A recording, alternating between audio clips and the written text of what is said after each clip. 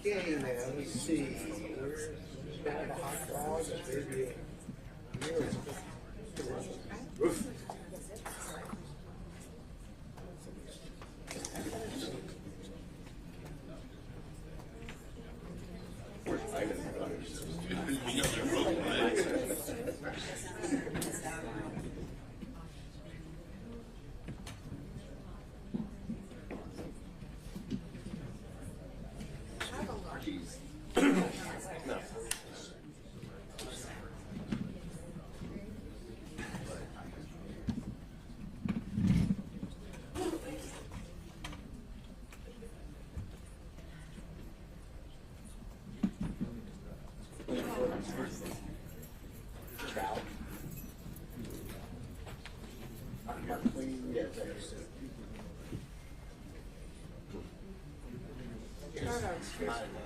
I just made that.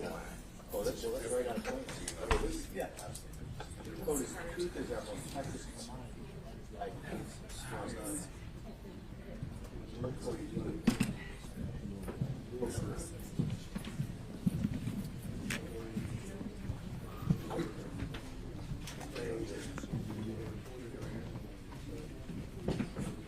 Mayors,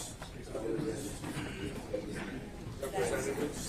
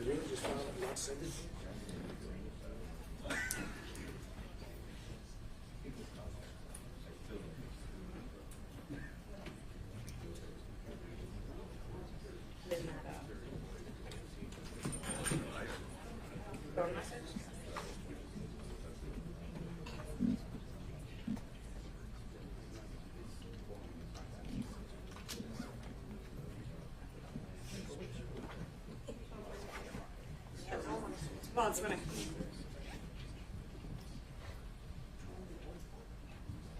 Let's see.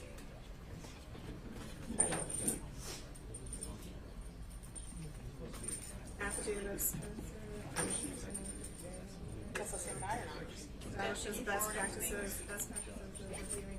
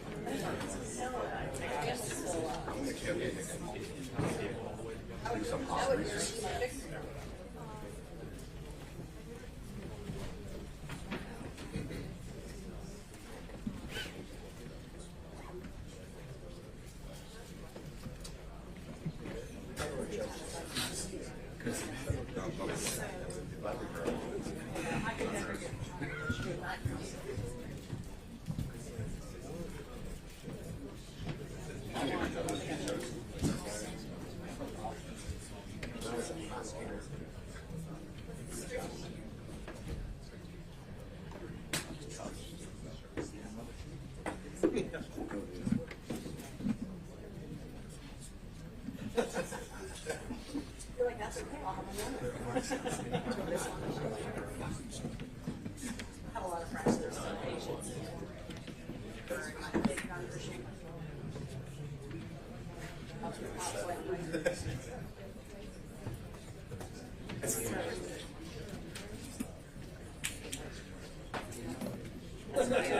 I literally was my own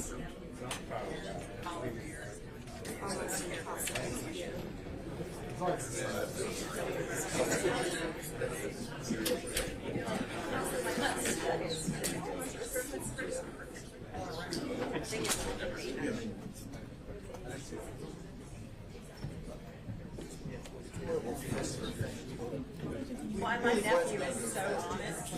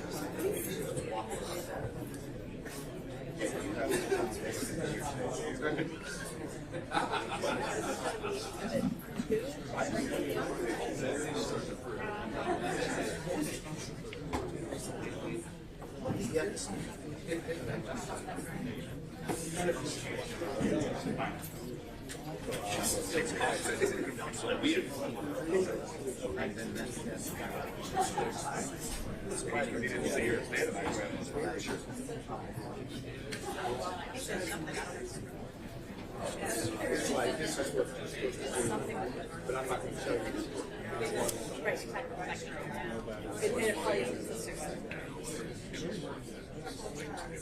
Oh, yeah. No, they're saying this whole thing is basically Once in my life.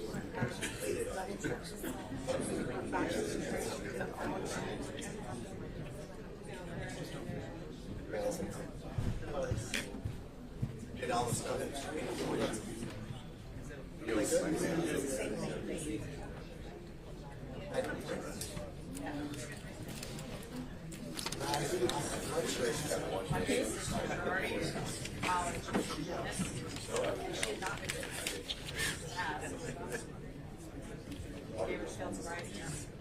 Popped up on her hand and just the line on her hands. And I was like,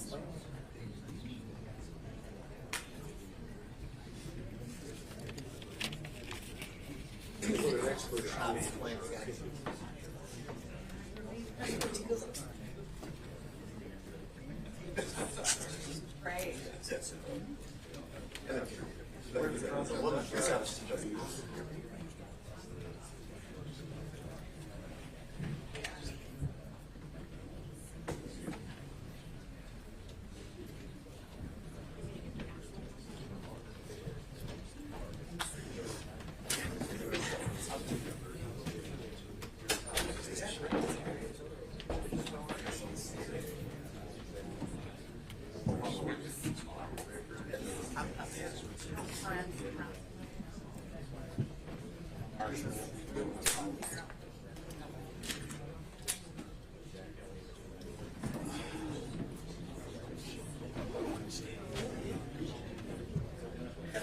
Very challenging.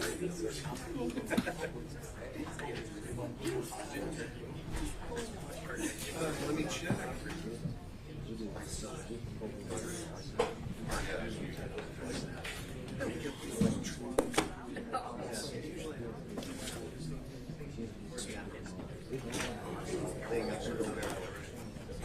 Hey, Don.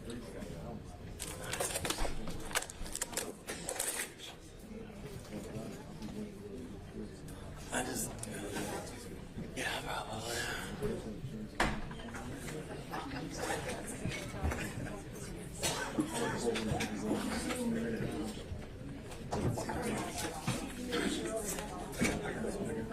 Hey, pick the file. The one the state just did.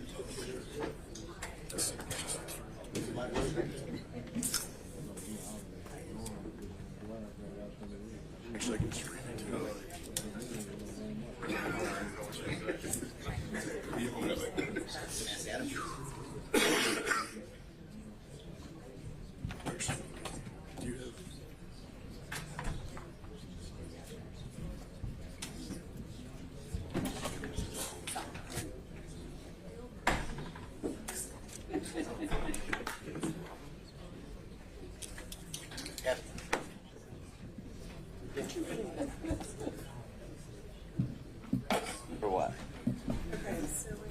Somebody just got it on.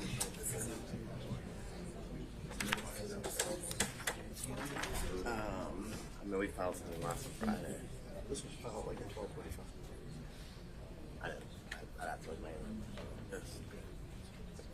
You didn't file it. Somebody may have filed it for me. You got it right.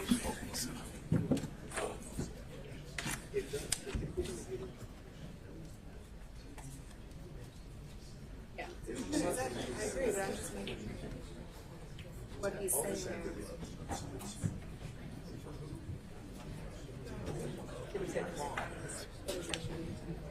Wanted to make clear.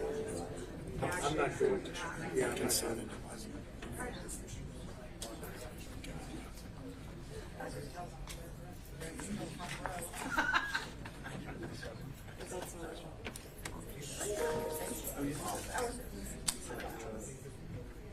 What's the matter? Oh. 136.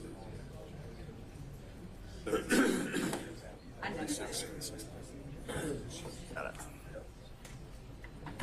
Yeah, we just. What's that? Yep.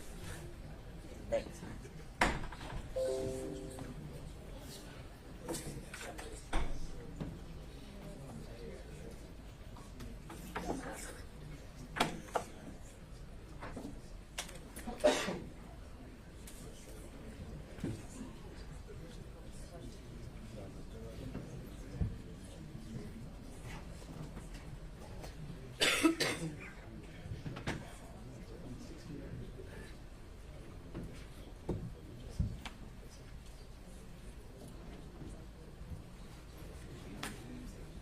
Lights under there, Jesus.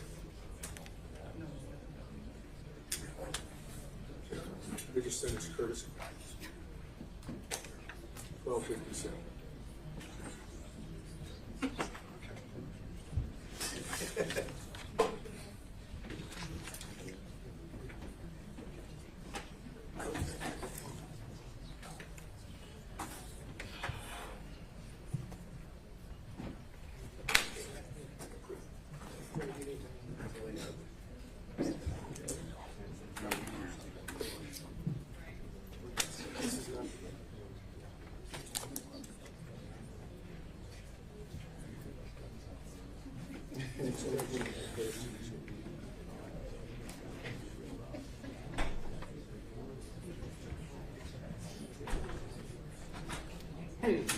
I think that's the property.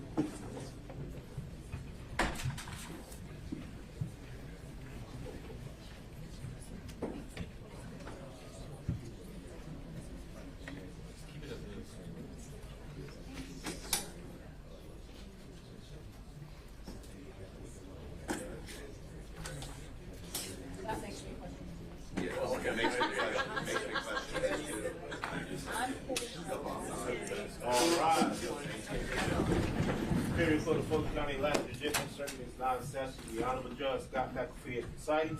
Will now come Thank you forward. all. Please be seated.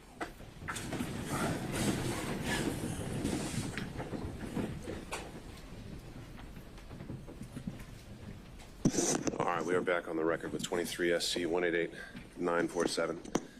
Beginning with the state, if I can have counsel for today identify themselves for the record. I don't body for the state. All right. Good afternoon, Your Honor. Steve Sadow and Jennifer Littleford, President Trump. All right. Actually, I'm in Florida. Understood. Thank you, Mr. Sadow. Good afternoon, Your Honor. Richard Rice and Kristen Lewitz from Mr. Cheney. on behalf of Mr. Giuliani. Alan Stockton on behalf of Mayor Giuliani, who waives his presence. Thank you. On behalf of Mr. Meadows. Your Honor, Jim Durham on behalf of Mr. Meadows, he waives his appearance. On behalf of Mr. Clark. Harry McDougall, Your Honor. Mr. Clark waives his appearance. On behalf of Mr. Roman. Good morning, Judge. Ashley Merchant and John Merchant on behalf of Mr. Roman, and he waives his appearance. On behalf of Mr. Schaefer. Good morning, good afternoon, Your Honor. Craig Gillen, Anthony Lake, and Holly Pearson on behalf of David Schaefer, and he waives his presence. On behalf of Mr. Floyd. Do we have anyone joining us on Zoom on behalf of Mr. Floyd? All right. Well, seeing as counsel had previously attended the prior hearings and this one has been noticed, I'll find that they've waived their appearance for argument today. Anyone on behalf of Ms. Latham? Good afternoon, Your Honor. Bill Cromwell on behalf of Ms. Latham. She waives her presence. All right. Thank you, Mr. Cromwell. All right. So I had been informed by counsel collectively for the defendants that they were requesting a total of an hour and a half for argument to be divided amongst themselves as they've already agreed. And so to effectuate that, I'll have the time queued up, and we'll start the clock running, and y'all can see fit to divide that as you would like. And obviously I've allowed the same amount of time for the state as well.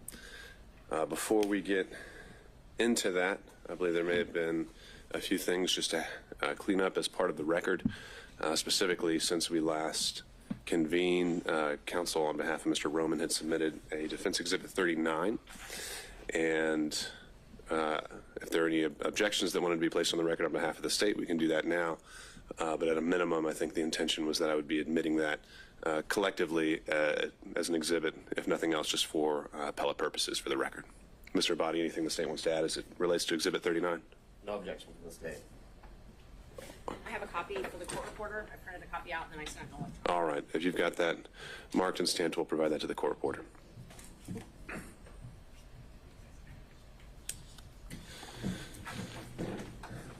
All right. And then, as I'd indicated as well on Tuesday, both parties since the close of the day evidence on the 16th had followed up. Now I think both sides have made requests to reopen the evidence. On behalf of the defense, there were some issues with cell phone records, and the state has found an additional witness that they would like to present. And the instruction I provided on Tuesday was that for today, I think we've reached the point where I'd like to hear more of how some of the legal arguments apply to what has already been presented. And it may already be possible for me to make a decision without those needing to be material to that decision. So that's why we're here today. I wanted to make sure we held this time because it is a bit of a logistical challenge to get everyone in a room together. But recognizing that, again, in the interest of efficiency, if both parties want to reserve part of their time to argue as if those proffered exhibits have been admitted, feel free to make whatever arguments you would like. And if, in fact, it turns out that I do need those to be part of the record to make a decision, then we'd have to come back, and we will do those in accordance with the rules of evidence. Mr. Gillen. We have not filed anything, but we also have a proffer of a witness that we would like to call in the event the court does open the evidence up. I can make an oral proffer as to who that witness is and what that witness would be saying, and I could do it, and I think in a fairly brief manner, if the court would permit me, so the court would understand where I'm coming from. And I believe also Mr. Cromwell also has a brief proffer for a witness that he has talked with and does have an oral proffer. So are these, this is the first I've heard of it, so are these things that have been discussed or shared with the state at all? No, Your Honor. I literally, my communication with this particular witness occurred this morning at about 10:10, along with Mr. Crisinola was on the call with me. I'm more than happy to enlighten the court as to what the witness would say, who the witness is, and a brief summary of what this particular witness would testify to in the event the court allows for evidence to be reopened. And on the record, I would state that on behalf of my client, Mr. Schaefer, we do want the record to be reopened so that the court could hear what if they want to bring in someone from California, let them bring them in. And we believe that the court might want to hear the proffer and the evidence that we are prepared to at least proffer today. All All right. So, Mr. Gillen, on that point, to this and Mr. Cromwell's, even, additional evidence, in my mind, in the interest of a fair notice to the other side, I wouldn't want that to be part of the argument today, because the state has no idea what you're about to say. And I think the purpose of a proffer, in large part in this role and in this context, is having them at least have the ability to make those initial counter arguments. Now, I don't think that would prevent you from, after today's hearing, if you want to file it, make it part of the record, then I think that both parties have already elected that they are willing to use that mechanism. But just for today, kind of showing up now without having shown this other side at all, even this morning, I don't think that would be fair. I did not intend to use the proffer in the legal argument. Sure. I just wanted the court to be aware that we do have an oral proffer. We can file it, we can supplement the record and file it for the court's consideration, literally right. hot off the press. Sure. As we printed it out and drove down to the... Okay. All right. Well, Mr. Cromwell, is there anything you wanted to add to that? No, Your Honor. Okay. Mr. Abadi, anything you want to add to that? I don't know what it is, so I don't know how to add to it. No. All right. Just anything on a procedural perspective. I mean, from a procedural perspective, I would submit to the court, as you said multiple times, evidence is closed. This is beyond the scope of Your Honor's ruling on Tuesday. Feels like it was 3 weeks ago, but Tuesday. So I guess we'd object at this point and go from there. Okay. All right. Anything else by way of housekeeping? Mr. Sato. Apparently the state filed 2 supplemental exhibits, number 2 and number 3, about 15 minutes ago. So to the extent that they intend to work and use those in their proffer, talking about the same notice requirement, we actually did just got it as well. Understood. So as it relates to that, Your Honor, I believe you were very clear on Tuesday as well that in the proffers we could argue rebuttal evidence as it relates to the evidence that was submitted by defense counsel after the evidence was closed. And that's merely what it is. It's rebuttal evidence as it relates to the cell phone records or analysis that was done by the non-expert filed by Mr. Sadow. All right. Mr. Killen. As it relates to the proffered evidence, our proffered evidence would be in direct rebuttal to testimony given in the courtroom, particularly by Mr. Bradley. So we would have a direct rebuttal of that. That's what our proffer will be. I understand the court's ruling. Just want to put that on the record. Just so we know the context of it. Is that similar for Mr. Cromwell as well? It is. And just solely relates to Mr. Bradley's testimony? It does. Okay. All right. Excuse me? All right, noted. Anything else then? Your Honor, the proffered evidence is basically would corroborate what has been admitted in evidence as Exhibit 39, the chronological text. Okay. All right.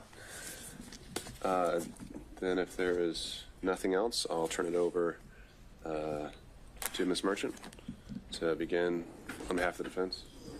Sorry, Judge. Unfortunately, you're stuck with me today. Understood.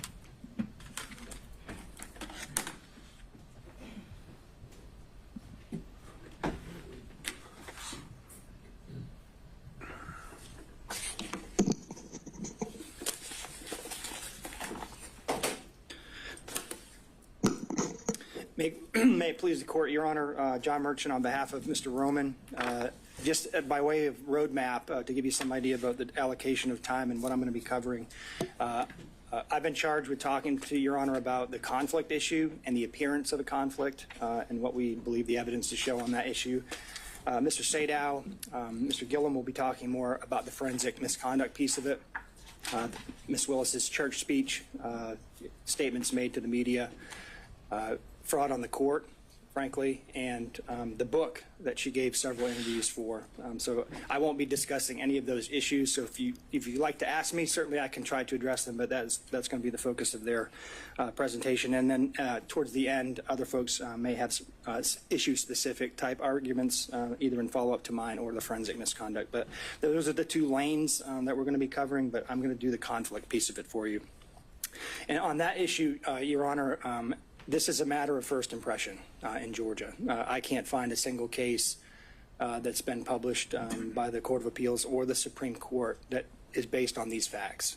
There are, of course, a number of different appellate court cases that deal with conflict-related issues, and more importantly, appearance of conflict-related issues. And some of those are based in state law. Some of them are based on the ethical rules that govern lawyers. Some of them are based upon the Sixth Amendment right to due process that's implicit in all of what we're doing here today. I want to remind the court that we're here today on this motion to disqualify DA Willis and her office because of her judgment, frankly. She is supposed to be disinterested under the Sixth Amendment, and she's anything but that. The fact that these proceedings have taken this long and through the convoluted way we've made it here today explain that. So as I present my arguments, I want the court to understand that this court represents the guardrails for the Sixth Amendment in this context, and Ms. Willis has already been disqualified once. So I would encourage the court to remember what Judge McBurney did in his order disqualifying. The same argument was made in that case as to whether or not there needs to be an actual conflict of interest, or whether or not the appearance of a conflict of interest might be sufficient under the facts. I want to make clear to the court that the law in Georgia suggests and is very clear that we can demonstrate an appearance of a conflict of interest, and that is sufficient. I'm going to be candid with the court. There is a Supreme Court decision from 1996, Lamb v. State, and then there are two Court of Appeal decisions after that deal, and frankly, in some dicta that suggests that an actual conflict is required. But the Supreme Court of Georgia, since those decisions came down, has made quite clear that the appearance of a conflict standard still applies. And the reason that's important is I think under the Sixth Amendment, which is where we're at, in order to preserve the defendant's rights under that provision and under corollary provisions of Georgia law, you've got to consider the appearance of a conflict. And the reason why the appearance of a conflict is so prescient here is because if this court allows this kind of behavior to go on and allows DAs across the state by its order to engage in these kinds of activities, the entire public confidence in the system will be shot. And the integrity of the system will be undermined. And so with those sort of public policy and constitutional principles, I wanted to turn to the law in Georgia on disqualification. And Your Honor, I'm going to give you the law, and then I'm going to talk about the facts and how they apply to the law at the end. If you want to talk about the facts earlier, jump right in, and I'll be happy to do that. I'm sure Your Honor is very well prepared and probably knows all the law that I'm going to cite to you. But to give the skeleton outline, the original seminal case that deals with conflict of interest from the Georgia Supreme Court is Williams v. State. That's 258 Georgia 305. And there are basically two methods by which you can disqualify a district attorney. One of them is a conflict of interest, and I'll suggest to the court that doesn't mean an actual conflict. That could mean an appearance of conflict as well, and then forensic misconduct. Importantly, in the Williams case, though, in footnote 4, and I think this is important for the court's analysis about the facts and which box it fits into, the court said there was no clear demarcation line between conflict of interest and forensic misconduct, and a given ground for disqualification of the prosecutor might be classifiable as either. And I think that's important because we have facts that fit in both boxes. So if a state stands up and says, well, there's no actual conflict here, Judge, that doesn't mean necessarily that it doesn't apply to the forensic misconduct. Typically, forensic misconduct relates to statements of the prosecutor designed to impugn the character of the defendant before trial and to affect the jury pool, which we have here, which I'm not going to discuss. But the facts that we have here very much relate to that issue, and there's crossover. Importantly, and I think this is important for the court's consideration of what effect the court's ruling may have, is if you deny this motion, there's a good chance, if it's reversed, that we would be granted a new trial. So that means we're going to have to do this all over again. In amusement sales versus state, 316 Georgia Appellate 727, that's a case that cites Whitworth, which is physical precedent only. The court said, if the assigned prosecutor has acquired a personal interest or stake in the conviction, the trial court abuses its discretion in denying a motion to disqualify him, and the defendant is entitled to a new trial, even without a showing of prejudice. So that means if if we show the court today, and I think we have through the proceedings today and before, that Ms. Willis has developed a very personal interest in this case, and Your Honor denies this motion, we're coming back all over again if the appellate courts say you were wrong. So what is that personal interest? So the personal interest can be, there's no definition of that under Georgia law, and it could be a personal financial interest. It could be a personal interest related to bias against a particular defendant, which sort of falls into the forensic misconduct box. But we have here a very personal financial interest that's been laid out in terms of money received by Ms. Willis as a result of the scheme that she set up.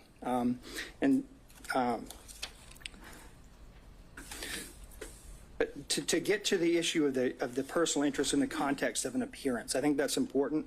I do want to suggest to the court that there are a number of cases that post-date this actual conflict of interest language that's suggested in some of the cases from the 90s, that you have to pay attention to what this looks like to the public. And I agree with all of the law, and I'm sure the state's going to stand up here and say it can't be a speculative or a conjectural type of personal interest.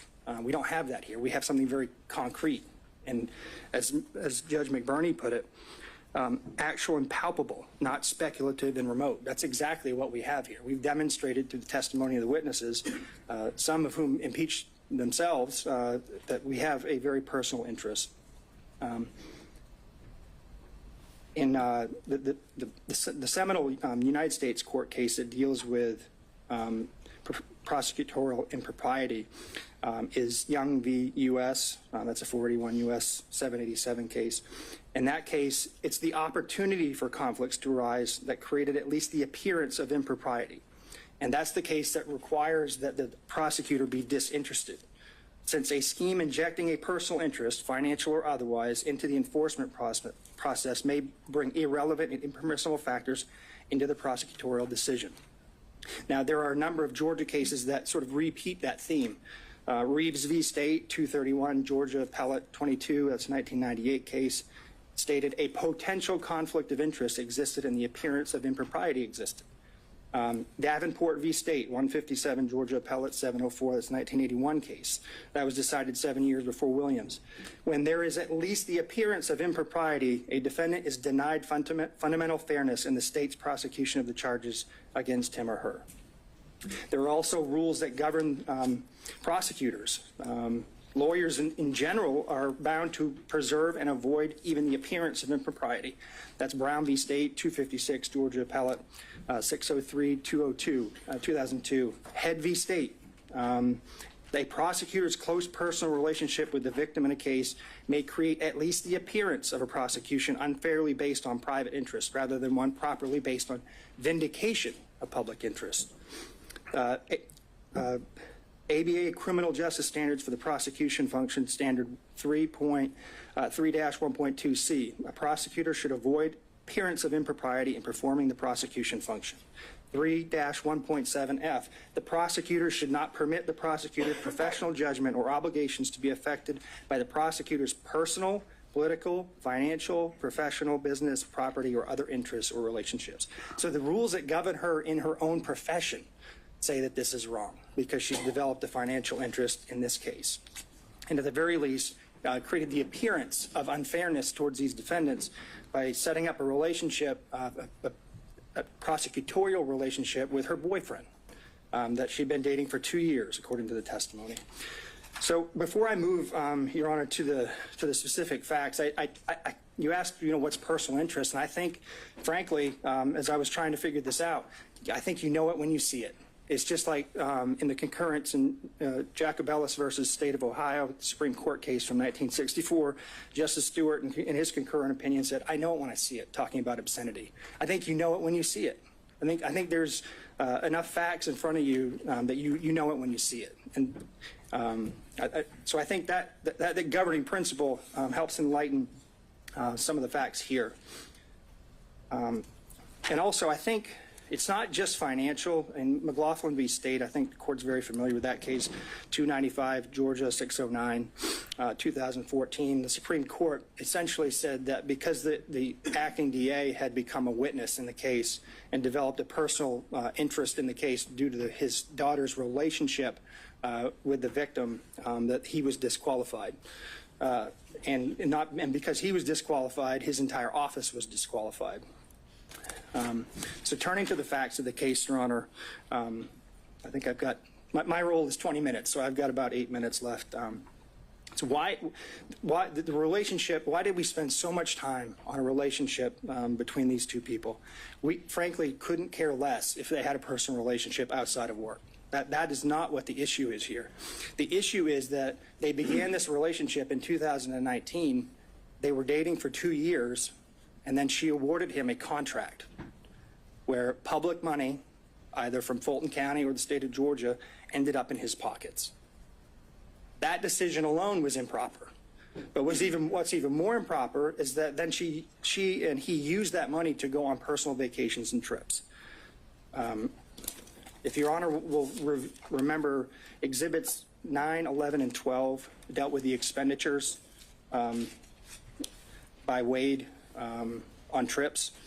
If you do the math on that, if you look at what he spent, and then you look at the testimony about what was paid back by Willis, because the cash reimbursement theory, I'll talk about in a second, but if you do the math on what he actually paid for and what they testified she paid back in cash, you still have over $9,200, $9,200 and $9,247 to be exact, is the amount of money they cannot account for in their testimony. And as Your Honor will remember, there was no mention of cash in Mr. Wade's affidavit. When the best and first opportunity to raise that issue would have come up is when the state filed their response in his affidavit. That is nowhere to be found in there. The first time we heard about cash was here in this courtroom. And so I think she's received a personal financial benefit of over $9,200 in this case that she can't account for, and the state can't account for. And the reason we can't account for it is because they came up with a cash theory. Cash theory only raises. Before we get into that, let me ask you this. Let's say let's say the theory wasn't even there that they had paid it back or that there had been any exchange. Should there first be a consideration of a materiality requirement? No. Have you seen that in this jurisdiction? It's not in this jurisdiction. Have you seen that in any other jurisdiction? I haven't seen that, Judge. And if it was $6, that would still be improper. Would it be improper where it's a per se disqualification if someone, buys their boss a stick of gum? Is that per se disqualifying because there's no materiality requirement? Well, no, I don't disagree that it may not meet a materiality requirement, but it's a personal benefit. I won't say that giving me a pack of gum is just justification for disqualifying a district attorney. I think that's part of the issue, Judge. I think it's a fact-based inquiry by you. So there's a continuum involved here. Yeah, but I think the continuum involves you looking at whether or not, in the grand scheme of things, it violates the Constitution, and whether or not there's an appearance of a conflict, and the appearance suggests that she actually received a benefit, and we know that she did. They admitted it. We don't have to speculate about that. They said that she said she got a benefit, and she said she paid back certain amounts. So in that regard, Your Honor, I don't know, would $100 be enough? Would $200 be enough? I think you have to look at it globally and consider all of the witnesses, consider all of the facts, consider the credibility of the witnesses, frankly. Right. I mean, Your Honor sat here and watched everybody, so I haven't spent a lot of time going into the specific testimony because Your Honor is well aware of it. But you get to evaluate the credibility of the witnesses as a fact finder. And just from a legal perspective, though, you're saying we can't just say dollar amount, look no further. There has to be a totality of the circumstances analysis. I think it's fact specific, Judge. I don't really want you to pin me down on that because there's no law on it. I can't give you a straight answer because I haven't seen anything like that. And I think if we build a materiality requirement into the case law, then you're down a slippery slope then, because then it's going to be the appellate courts are going to be deciding, well, is $50 enough? Is $100 enough? So I think it's not necessarily the amount of the money; it's the fact that she received it, and it's not insignificant. And I don't think your order has to say because she received $9,200, she's disqualified. I think if we go back to the 20,000-foot level, what's the appearance here? Is this fairness to the defendants? Does it appear that she is interested in this prosecution, or does it appear that she's disinterested? She took the stand. You can tell she's not a disinterested person when it comes to this proceeding, but we also argue she's not a disinterested person when it comes to the prosecution as a whole. I'm going to leave for, I'll resist the temptation to defend my wife, and who I believe to be an excellent lawyer and a member of the bar for 20 years in good standing. But I will say this, Judge, you don't just evaluate the credibility of the witnesses. You evaluate the credibility of the lawyers. And Mr. Abadi stood up here in open court in front of national news and the national public and called her a liar. I need to address that for 1 minute. There's text messages that are now part of the record, which now are substantive evidence for you to consider, prove everything that she put in that motion, everything that she tried to elicit from Mr. Bradley was absolutely 100% true. And not only was it true, she verified through the witness himself that the motion was accurate before it was filed. So for the state to get up here and impugn her credibility, it's not only improper, it violates Berger versus United States, which is a case that says the state can't just get up here and make any argument it wants. And I encourage the court to call him out on it when he steps up here. We have to have candor towards the tribunal. You cannot lie to the court, cannot lie to the public, cannot lie to the jury. And I think that's what he did. So there's other corroboration of our view that she was in this relationship. I think, frankly, based on Mr. Bradley's testimony, Your Honor can separate the wheat from the chaff when it comes to credibility. But Mr. Bradley had 2 chances to correct information that he suddenly developed amnesia about, and he just didn't do it. How does the timing of the relationship impact a financial interest? Because it's part of the scheme she created intentionally in order to give benefits to her boyfriend. So there's a reason why they fought so hard on this, Judge. I mean, there's a reason that every single subpoena was objected to, every single question we asked Mr. Bradley was objected to, the jumping up and down, all of the obfuscation. There's a reason for that. They know that if Your Honor finds that relationship started in 2019, that the appointment of Wade itself was improper, and if that was improper, then he had no business as an average citizen, along with the fact that they didn't have approval from Fulton County to appoint him in the first place. That undermines the indictment. It creates a structural impairment in the indictment because he had no more business being in the grand jury room than I did.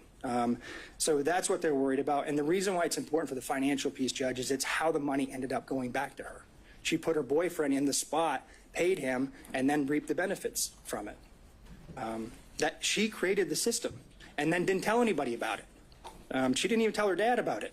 So I think if in the grand scheme of things, if you're looking at the totality of the facts, and I've got to sit down here in about 2 minutes to make room for my co-counsel, if you look at it, everything put together, judges, they did this, they knew it was wrong, they hid it, and even when they were called out on it, they tried to create an excuse for it by saying it happened after the fact. We know now from the testimony, Ms. Yurdy confirmed that Mr. Bradley, his text messages were accurate, not his court testimony, but that fact was accurate. The motion is accurate. And so also I do want to point out there's no paper trail here for the cash. I know that this was I know she and her father both testified that they kept cash on hand, which, I mean, keeping cash on hand in and of itself is not a problem. When you're a public official and you're required to keep track of gifts that you receive, then you need to keep track of it. But there's no paper trail. There's no deposit history. There's no withdrawal history. There's no receipts. None of that. So even assuming their testimony could be credible, and we don't think that it is, you still don't have enough information to track all that money that she received. And this is just what we know about. But does the lack of evidence fall on the state? Does the lack of evidence fall on the state? Isn't that where burdens come in? Yeah, yes, I think they had an obligation to tell Your Honor, hey, this is where the money went. And they certainly had the ability to do that if they could do it. Since they didn't do it, we have to assume they can't. And if they can't, I just want to remind the court of a very important piece of testimony from Ms. Willis that I think goes to credibility of all of the officers of the court who testified. She met with Wade, and they developed, in 10 minutes after talking about the financial piece, I believe, this cash theory that could not be rebutted. We have no ability to do that. They did, and they chose not to do it.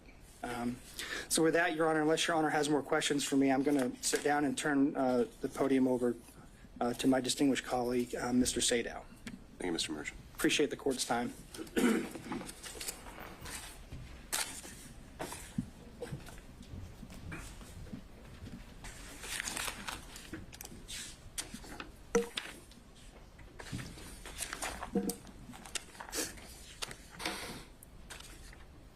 Good afternoon, Your Honor. I'm going to speak to what I would call a subset of forensic misconduct. And I'm going to assume that all the law that's been provided to you in pleadings as well as emails, you know, you don't need me to tell you what the law is. So I want to just set up how the disqualification and then dismissal of the indictment should take place under the subset of forensic misconduct. Roman's counsel, Ms. Merchant, filed on January 8 her pleading, her motion to dismiss and to disqualify. We were in court that Friday of that week in which I made it known that we, that is President Trump, may adopt that motion. I wanted to see what was going to happen before I did so. That Sunday, which would be January the 14th, 2024, DA Willis took it upon herself to go to a historic black church in Atlanta, having not responded at all to the motion of Ms. Merchant's client, Roman. And she made what we now call the church speech. And Your Honor has reference to that. You didn't necessarily want evidence on that, but you know what the church speech was.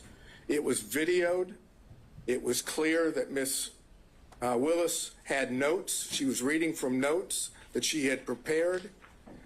It was a calculated determination by Ms. Willis to prejudice the defendants and their counsel. How so? By making an issue out of the fact that the person that was challenged in the Roman motion was black, without telling the public or the church members or anyone for that matter that the reason that Mr. Wade was being challenged was not because he was black, had nothing to do with race. It had to do with the relationship that had been alleged and later admitted to by Ms. Merchant.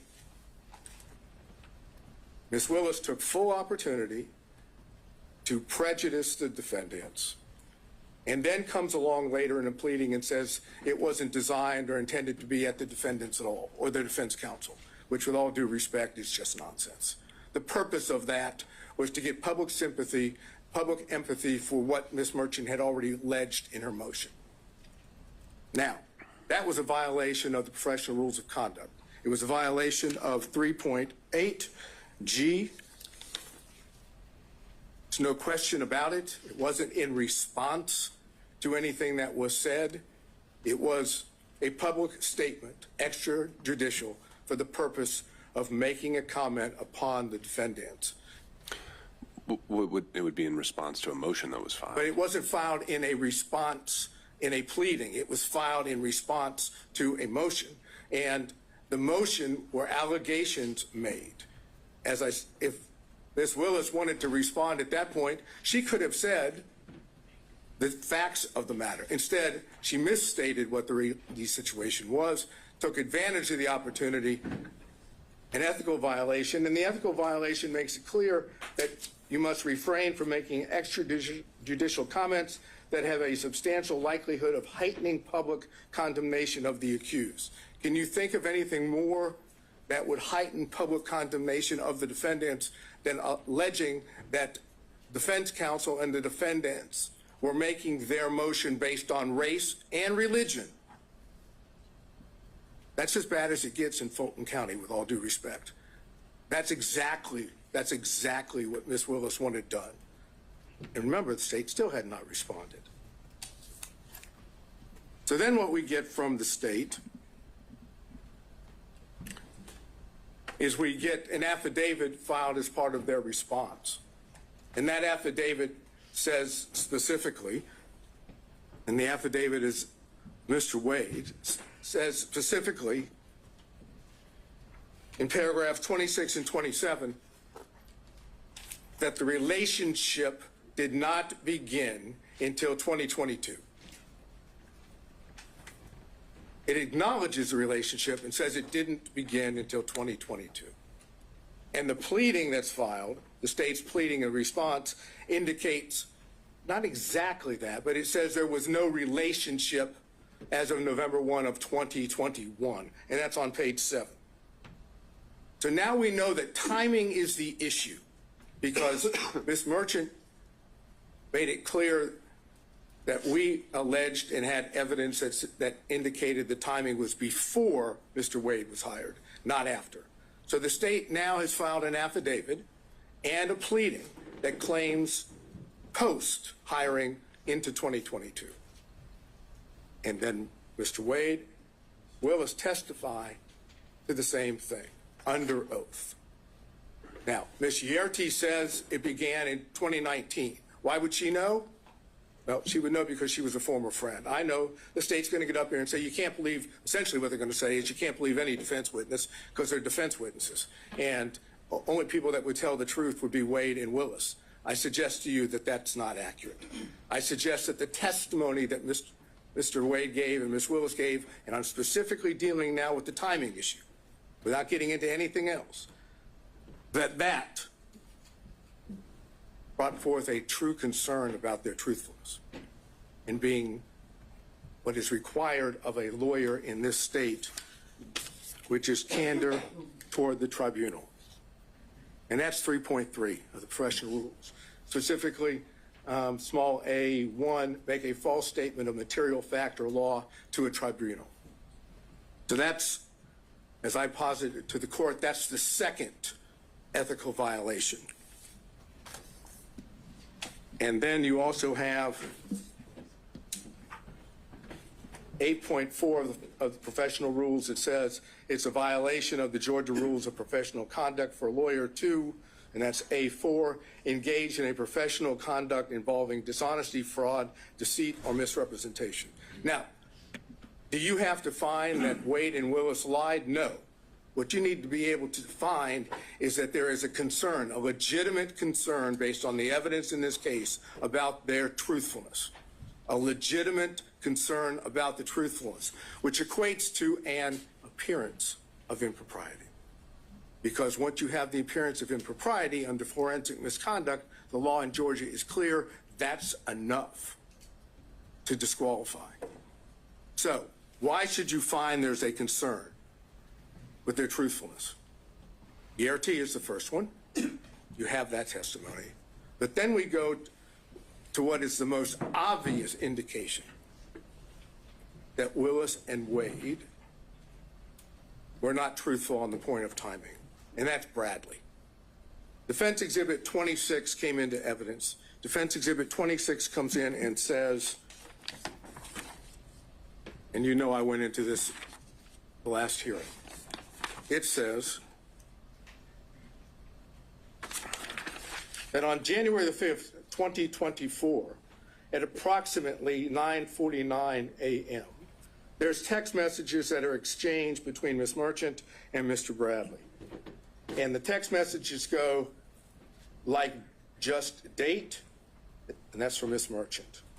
Ms. Merchant says, do you think it started before she hired him?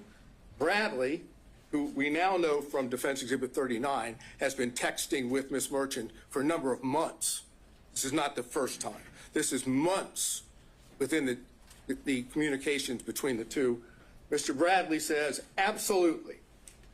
Now, absolutely is not a speculative word. That's not speculation. That's a definitive statement. And Bradley then, unprompted, says this. And unprompted is important. It started when she left the DA's office and was a judge in South Fulton. It goes on, Ms. Merchant says, she liked it started when she left the DA's office with the appropriate emoji or whatever one would call it to say it was liked. And then Mr. Bradley say they met at the municipal court CLE conference. Again, unprompted. He's now definitively telling Ms. Merchant when this relationship started. Ms. Merchant says, that's what I figured when he was married. And then Ms. Merchant says, and we're now talking about a couple hours later, she texts and says, upon information and relief, Willis and Wade met while both were serving as magistrate judges and began a romantic relationship at that time. And Mr. Bradley responds, no, municipal court. Thank you. Doesn't say it didn't start then. He doesn't suggest that she's wrong other than magistrate court municipal. Now we have that, and it's in evidence. And what does Bradley do?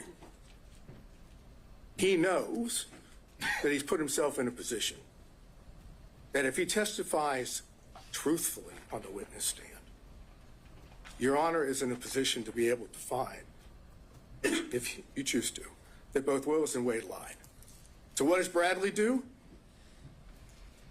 Look, you were an assistant U.S. attorney. You know how this works when you have witnesses in this situation. Mr. Bradley did everything he could possibly do to evade answering questions. No recollection, couldn't remember, it was speculation. Anything he could possibly say that would cause, Your Honor, not to believe that Bradley knew when this relationship started. I suggest they were clear-cut lies, and the truth is in Defense Exhibit 26. And so if we take that view, that he thoroughly impeached himself, that he did not give truthful conduct, what's left standing? Generally, you would see someone who's impeached, perhaps we have some kind of core that you could point back to and say that's the time he was telling the truth. In these text messages, is it ever definitively shown how he knew this and that he actually did know it, other than just a assertion outright? Absolutely. Usually, if a state has a witness that goes sideways, they've got him locked in. They've sat down with a detective and got a full statement. We don't have that here. But what you have is a text message, which is a prior statement of Bradley that he did on his own, that was not given to him by someone else. The only thing that the court has just noted is, how do we know he wasn't speculating? Because you don't have to accept the fact that he wasn't speculating. The cases that I provided, I think by email yesterday, the first dealing with that, you can disbelieve that testimony and draw a negative inference. That's the Ferguson case. On Lee, the other case, you can simply take the prior inconsistent statement as substantive evidence. It has the same value. And that's what I'm asking you to do, to take what was the unprompted statement in Defense Exhibit 26 of Bradley and take that on its face value, that is an indication that Bradley in fact knew and had said he did. If you accept that, you have to have concerns about the truthfulness of Willis and Wade on the timing issue. And I don't know if this is something maybe one of your co-counsel were going to address as well. We heard about kind of the law that applies, how we're outside kind of the orbit of the core of cases we're used to dealing with here, where it deals with side switching or where someone is in the relationship, the client relationship. The proposition you're putting forward now is that if a representative of the state, a lead prosecutor, the district attorney themselves, says something that's untruthful on the record, that is something that immediately has to be proactively policed by the trial court. Is basically what I'm getting at is, where in the law do we find the remedy to an untruthful statement? Generally, we send you down the street to the bar, right? And that's why I gave you the cases of Registe and Edwards yesterday. While those aren't prosecutorial cases or dealing with prosecutors, they deal with counsel. And in both those cases, the trial judge found ethical violations on the part of defense counsel or potential ethical violations. Went through the ethical violations and said, based on that, you're disqualified. You cannot be the attorney of record in this case. What's good for the goose is good for the gander. If defense counsel can be kicked off of a case because of ethical violations, I suggest the same thing can happen for prosecutors when the ethical violations deal with truthfulness, candor to the court, extrajudicial statements. Those are the things that this court can rely upon and say, based on those, again, I find an appearance of impropriety. Where would be the limiting principle? The district attorney signs every indictment assigned to this courtroom. No. Does that mean she's off every case? No, it would be when the... If I found that she's untruthful, is that what you're kind of suggesting, though? You don't have to find, again, I'm not saying you have to find she was untruthful or that Wade was untruthful. You don't have to make a finding of fact that they lied. All you have to do is make a finding of fact that you have genuine, legitimate concerns about their credibility, about their truthfulness. And once you find that, then you can apply Registay and Edwards. Well, but it's the same principle, though. If I have genuine concerns about her truthfulness on a particular occasion, how do those not spill over into every criminal case a district attorney brings? Well, it's because she testified under oath, and so did Mr. Wade. They didn't have to testify falsely. They could have testified truthfully. They could have indicated that the relationship, the timing was in fact before Mr. Wade was hired. They chose not to. And in that sense, that dishonesty, that constitutes a violation of their ethical responsibilities. This is not signing an indictment. This is not filing a pleading in which both sides have their own positions. This is a requirement that every witness has to tell the truth under oath. And if they don't tell the truth under oath, or there's a significant concern about their credibility, then they're violating their ethical rules. And as anyone will tell you, as Your Honor already knew from when you were a prosecutor, prosecutors are held to a higher standard. They're the ones that are supposed to be seeking justice. They don't have a particular, they're supposed to be disinterested. When you have the lead prosecutor and the DA giving what I suggest to you is untruthful testimony based on what Yerty has said, based on what Bradley said in his text, based on the whole way it was presented to you. Bradley didn't want to testify. He first came up with his attorney-client privilege thing on that. And Your Honor was, fortunately, went into that. And then when Bradley knew he had to testify about it, you saw what happened. You can draw the inference, as I've suggested on Bradley, that what he said in the text message, Defense Exhibit 26, is true.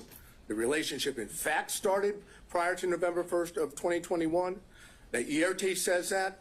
And now, without getting into any detail, the cell phone records. The cell phone records show that during that period of time from, let's say, April 1 of 2021 to November 30th of 2021, that there was a considerable number of 35 or more occasions where it appeared that, based on the records, that Mr. Wade was down in the area where Miss Willis was staying in Yerty's apartment. But more important is there are two occasions, and the state has not challenged those. There are two occasions where the records reflect that it appears Mr. Wade spent the night at that apartment. The state may say, we don't accept that, but they didn't challenge it. And even when they brought forth what they brought forth today, Supplemental 2 and 3, they didn't challenge it again. So what does that suggest? That's corroborating evidence of what Yerty had said, of what Bradley said in his text message. It's also impeachment evidence as to what Wade and Willis said about how many times. Is that a significant, in terms of just the times? Didn't Mr. Wade testify that he was there at least 10 times during that time frame? You've now found 35. Well, minimum of 35. Okay. But never overnight. He said he never spent overnight. Put that to the side, though, just in terms of the fact that he did say he'd been over there, that he'd visited the place, and I would presume he wasn't obviously keeping a very good accounting of it, but that wasn't something that was entirely denied. If you're asking me, do we win on the point that he said more than 10 or around 10 and we say 35, do we win on that point? Sure. No. Okay. It's not determined. The overnight rate might raise some more concerns. Understood. Yeah, it does. And that's the reason why we highlighted it in the affidavit of Mr. Middlestat, because that is suggestive that they were not being honest to the court. So then, how much time have I used?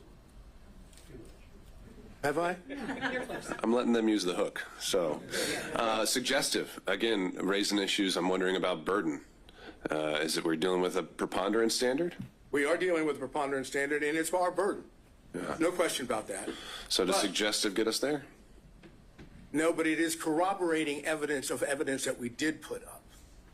And that's what the purpose of the cell phone records. They corroborate what Yerty says. They corroborate what Bradley said in Defense Exhibit 26. And they impeach, to that extent, Wade and Willis's testimony. So if you find by a preponderance of the evidence, so I can finish this up, if you find by a preponderance of the evidence that what I call subset of forensic misconduct, ethical violations, has been shown, and that there is a significant and legitimate concern about the truthfulness of Wade and Willis, they're disqualified. Now, obviously, factual findings are yours, but the law allows you to do that. You don't have to do it through an actual conflict. That's the other side of the equation. And that's what I've argued, and I think that's what Mr. Gibbons can argue. Before I let you go, though, this is an interesting classification. You're saying forensic conduct isn't just commenting publicly about the case indicating guilt. You're saying forensic conduct is just anything a district attorney says falls into that box? No, I'm saying that improper, that obviously. Forensic misconduct as a subset of that would include violations, ethical violations, which impact the ability of the defendants to get a fair trial, as well as impact the court's ability to have faith that the prosecutors, these two prosecutors, are acting in good faith in their own conduct. Same idea dealing with, as I said, defense counsel in the two cases I mentioned. Ethical violations can give rise to disqualification, and I suggest we have that here. All right. Thank you, Mr. Sato. Thank you. Where's the shot clock when you need it? Right there. Your Honor, I want to address very directly here. What we have is a systematic, continuous pattern, a calculated plan, evidencing a design to prejudice the defendants in this case, in the minds of the jurors. This is what we have seen. This isn't the problem that the district attorney has. It's not that the district attorney had some sort of brief off-the-cuff statement in an interaction with a reporter like in Williams. That's not what we have here. We have someone who sat down, wrote out her speech, wrote out her plan, who sat down for whether it's 2, 3, or 6 times with the editors of Find Me the Votes and told and got her message out about this case before it was supposed to be tried in this courtroom. And so that is the problem that we have. We have a pattern of forensic misconduct on behalf of Ms. Willis. So, I mean, we have a pattern of public statements being made. I take it you or your team has dived in and read the book. I know she was asked about specific portions in it. The only case that I can find actually talking about when someone crosses the line on public comments is that Williams case, and it talks about there has to be an implication of saying the defendant, a particular defendant, is guilty, and it even denied it, right? So, have you found any case in Georgia where they actually said that a prosecutor had gone too far in their public comments? Does one exist? Well, number one, thank goodness it doesn't happen often. Sadly, it's already happened here. Now, in Williams, the prosecutor had one response to an inquiry the court found it was improper, but did not have this pattern. Now, it doesn't necessarily mean a comment about the quote guilt or innocence, although that was the pattern in Williams. It's the improper comments by a prosecutor. For example, in Williams, they cite The Nature and Consequences of Forensic Misconduct in Prosecution of Criminal Case, a 1955 Columbia Law School article, and how prophetic that was. When William cites that case in that law school article, they talk about an awful lot more than simply the comments about specific guilt or references to guilt. What you have here, Your Honor, is a comment, and we can't look at it doesn't apply only if a prosecutor said, I think the defendant is guilty in my mind. No, it's more pernicious than that. What we have here is someone who sat down and drew up a plan for two reasons. And what she did reminds me of what the court in Estes v. Texas talks about, and that is that pretrial can create major problems for a defendant, indeed more harmful than publicity during a trial, for it may set the community opinion as to guilt or innocence. That's what we have here. That's exactly what we have. And the court in Estes talks about the power of the television camera. So what do we have, and what did this prosecutor do? What she chose to do is sort of what was criticized by the Supreme Court in Shepard v. Maxwell. Legal trials are not like elections to be won through the use of meeting halls, the radio, or the newspaper. That's exactly what we have here. What we have is a deflection. What this is all about is more insidious than just making the comments that she's made. It's a deflection. What she chose to do was to say, okay, I have done my best to hide the relationship with Nathan Wade. And Nathan Wade has done his very best by filing false documents in his divorce case to hide his relationship with Miss Willis. Now, and so what did they do? Well, when Miss Merchant filed the motion to disqualify, now the game plan has to change. The game plan I call the deflection begins to take place. The deflection is when the district attorney sat down and wrote out.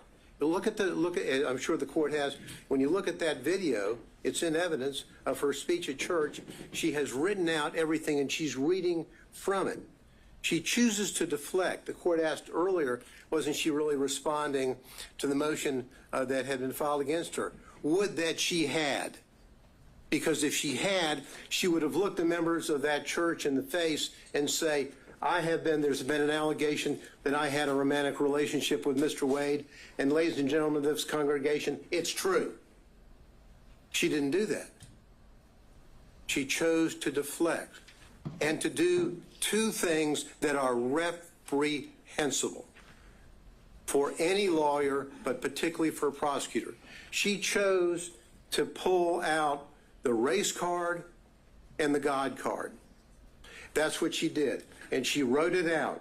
She went on to deflect away from the allegations in the Wade motion, and she's saying, why, in her talk, public discussion with God, why are they only attacking one, in reference to Mr. Wade? And then she goes on to say, God, isn't it them playing the race card when they only question one?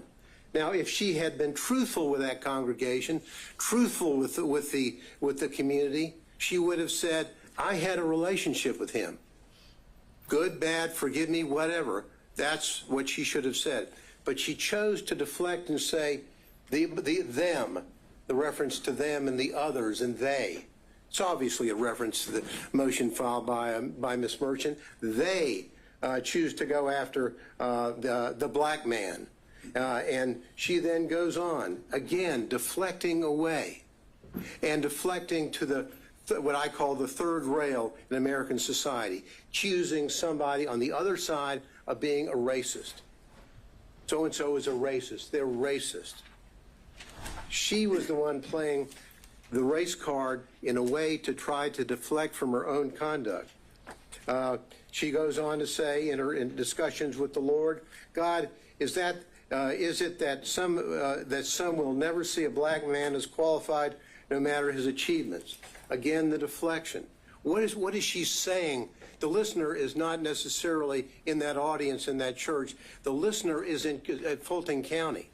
The potential jurors who will come into a courtroom and say whether or not they can fairly judge the evidence or judge the defense in this case. She chose to inject race into the minds of the listeners and virtually everybody in this community, and literally everybody in this country has reviewed and analyzed her speech that she made in a premeditated way. And in bringing in not only the race card, but also in bringing in the religious matter, this is exactly what Hammonds v. State and our Supreme Court talks about, condemning as an inflammatory appeal to the jurors' private religious beliefs. Why would she do that? To deflect. But now, not only is she deflecting, but she is then going forward and, in a way, telling the community, telling the congregation that God is on her side, not on the side of these people. God, she said, and when she's talking, and she's saying, God, pray for their souls. I, meaning God, qualified you. I qualified your imperfect, flawed self. I see you in every hour. Do my work. As though she's telling the folks in her very, very, very implicit way, injecting into the minds of the jurors, God wants me to win this case. God wants me to prosecute this case. And why is he going, and why are these others going after the black man? Well, the answer is very simple. As we said in our brief, we didn't mention Mrs. Cross, Ms. Cross, the white female, or Mr. Floyd, the white male, because there was absolutely no evidence, and is no evidence, of a personal romantic relationship with them in which she obtained these benefits. That's the reason why we did not do that. So she goes forward with her with the deflections. That's exactly what she does when she goes forward, and she talks about a planned interviews time and time again with authors of a book, Find Me the Votes, where she's talking about a case that's going to be tried in this courtroom. It's reprehensible. So in that specific, instance, setting aside the fact that she was willing to go on the record before a case had even reached the jury, what specific statements from that book do you contend cross the line? Well, for example, she's saying, she goes on to talk about all the calls that she gets from people calling her racial terms. And all the calls are racist. What she's trying to do, and I think there's a reference in there to MAGA people, whatever. In that, what she's really saying is that those people calling me up and making those claims or those horrible racial slurs to me are really people on their side of the fence. That's what she's doing. And there's no reason, Your Honor, ever for a prosecutor to sit down and go forward with this kind of interview. She did it in Find the Votes. But then what really happened here is this hiding of the relationship.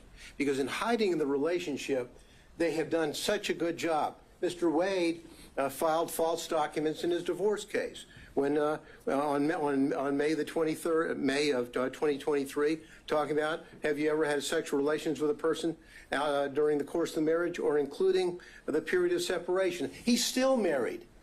He doesn't have a divorce decree, but his answer is none. Then he's asked whether or not on any occasions he's entertained or been entertained by someone, a woman, a member of the opposite sex, in this case a woman, from the date of the marriage to the present, talking about place and time and all that. What is the answer? None. Why does he do that?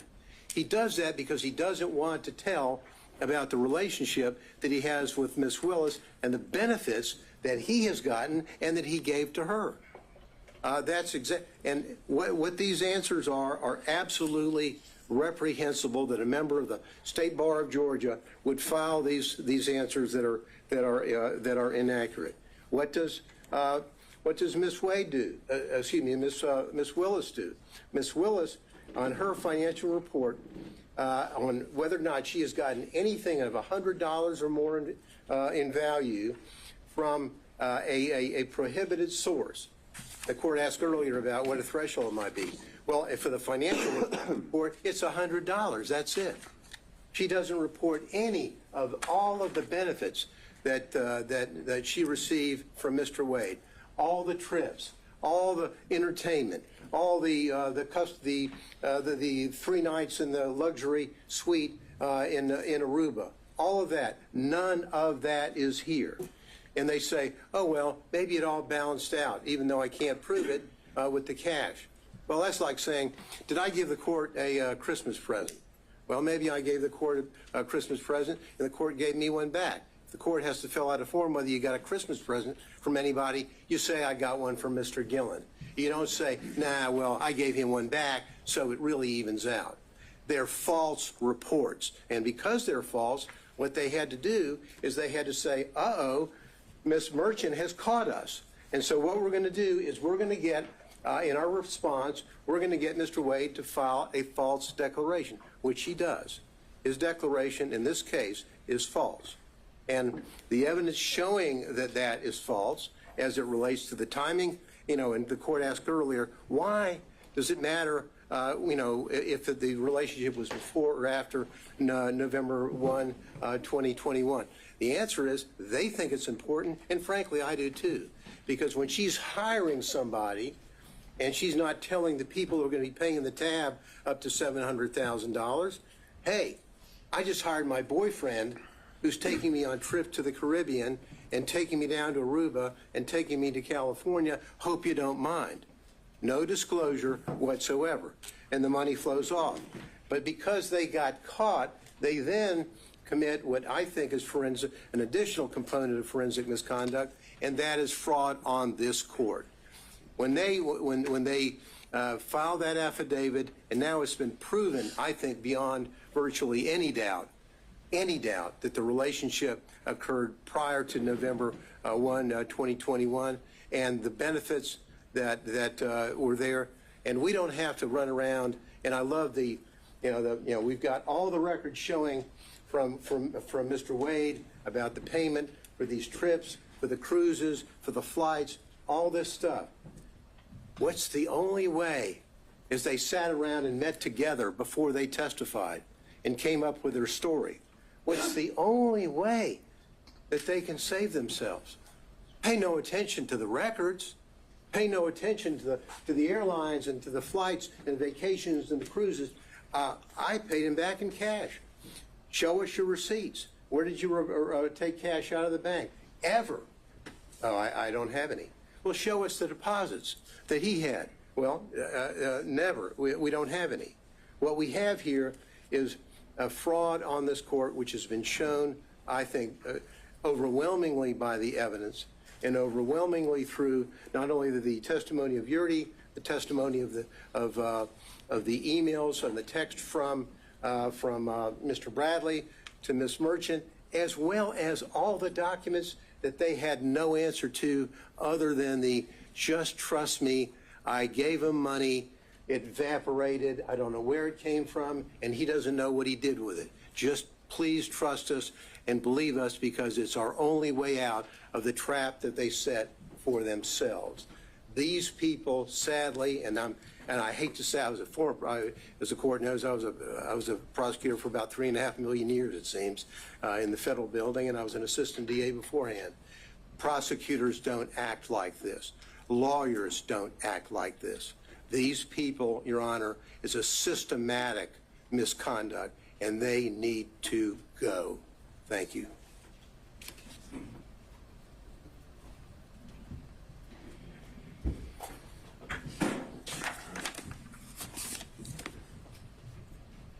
Your Honor, I'm going to cover a few factual details without overly rehashing what has already been said. During the pendency of this investigation in this case, Mr. Wade and Ms. Willis basically lived Robin Leach's lifestyle of the rich and famous. And they did this riding on the backs of the defendants in this case, funded by the taxpayers of Fulton County and the state of Georgia, with the money that was paid to Mr. Wade through the contract that Ms. Willis got him. That money flow, that is the personal interest that you asked about. She was personally benefiting from the position, from the job, from the scope of the investigation, from the scope of the indictment, and how they conducted it. And we know this, we know from the records that have been submitted before the court that Mr. Wade paid at least $17,095 towards this relationship. That does not even include the various dinners, the day trips that both Wade and Willis admitted to, so that number is likely even higher. We know from the documents that Ms. Willis only paid $1,394 for an airline ticket. We know from Ms. Yurdy, who was pretty much uncontested, there was no evidence presented by the state disputing her time frame, that relationship started in 2019. She saw them kissing, she saw them hugging. Now, whether or not they had sex before January of 2022, I do not know. They admitted sometime in early 2022, and I found it curious that they both, Wade and Willis, just went straight to the sex. So maybe that's when they started having sex. I do not know. But the relationship predated that. And their combined and overly suggestive focus on that is a red herring to this court and to the defense, that that's what they want you to focus on. They want you to ignore all the evidence that the relationship predated that. The relationship started in 2019. The relationship continued through 2020. The relationship continued through 2021. Looking at the cell phone communications, just in the first 11 months of 2021, over 2,000 calls, almost 9,800 texts. You know, I don't even think love-struck teenagers communicate that much. The November 29th and November 30th escapade, phone call from Ms. Willis, between Ms. Willis and Mr. Wade, 11:32 that night. Shortly after midnight, the phone starts traveling down from where Mr. Wade lives and ends up where Ms. Willis is staying, and he's there until roughly 4:55 a.m. None of the excuses, none of the explanations that Mr. Wade gave, going to the Porsche experience, going to dinner, going to the airport, none of that explains that. I'm pretty sure the Porsche experience isn't open in the middle of the night. I'm pretty sure that there weren't any restaurants that he drove 30 to 45 minutes to go eat at in the middle of the night, right after he talked to Ms. Willis. Teenagers have a name for those kind of calls and those kind of escapades. I won't go into it. But the documentary evidence, the objective evidence, undercuts everything that both Wade and Willis said. When you look at Ms. Yurdy, again, she unequivocally said that relationship began in 2019. She saw physical evidence of a romantic relationship. Mr. Bradley, in the text messages, which are substantive evidence, said that that relationship began in 2019. Again, his January, temporary amnesia that somehow was triggered temporarily after Gabe Banks called him, we can question that. But we do have statements from him that specifically said that relationship predated Mr. Wade's appointment by Ms. Willis. You asked, well, in Mr. Wade, you asked what the materiality would be. How much is enough? Well, clearly $17,000 is enough. But Fulton County has told us, has told Mrs. Willis what the materiality is. It's $100 in a year. She twice signed declarations, certifications that she did not receive any gifts. And even under her strained explanation, there were monies, there were gifts, there were dinners, there were excess contributions flowing her way that exceeded $100. her excuse, or I'm sorry, her explanation, well, I just paid it in cash. That just does not stand to reason. It does not hold up to the light of truth. Anyone that has ever been in a money laundering trial, a forfeiture trial, if that's the explanation we give the state, they laugh. Oh, I just gave cash. I have no records for it. I have no source for it. The only thing that she could say that was a source for the money, because at times she said she was down to $500 to $1,000. The only explanation she had is, well, sometimes I go to Publix and I may get an extra $50. That shows up on your debit card or your credit card. Did they bring those records in? No. Did they bring her bank accounts in? No. Did they bring any documentary evidence in? No, they did not. And why is that important, Judge? Yes, the burden is ours. But under OCGA 24-14-22, if a party has evidence in such party's power and within such party's reach, by which he or she may repel a claim, and they had that power, Ms. Willis had that power, Mr. Wade had that power, that they can repel the claim that we have made against them, but they admit to produce it, or if they produce weaker evidence, then you, as the fact finder, Judge, it is in your power to disregard that, and a presumption arises that that documentary evidence that is in their possession that they failed to produce supports our claim. And that is something that the state relies on regularly in criminal trials. And that is something that the court should rely on in this case when formulating its factual findings. And we know that both Mr. Wade and Ms. Willis have some difficulty expressing the truth when it comes to their relationship in these cases. We know Mr. Wade lied in his interrogatories multiple times. We know Ms. Willis falsely certified that she hadn't received any gifts from anybody. And Mr. Wade clearly was a prohibited source. He was someone doing business with Fulton County. Anything over $100 in a year, she had to put down, and she put zero. And it defies imagination that she could somehow forget about all these trips, all these dinners, all these day trips, and not put that money down. You had asked, I think it was Mr. Gillen, did she say in that church speech or anywhere else that the defendants were guilty? And I think she did in that church speech. She said in that church speech, and she was talking about a conversation that she apparently had with God, talking about herself. She said, this leader has a trial conviction rate of 95%. She said, the trial team this leader put together has a conviction rate of 95%. I do not see how anyone, and I think that was purposefully intended by Ms. Willis, I do not see how anyone can listen to those two statements and not take that Ms. Willis is telling everyone in that church and everyone that's going to hear that in the media afterwards that these defendants are guilty.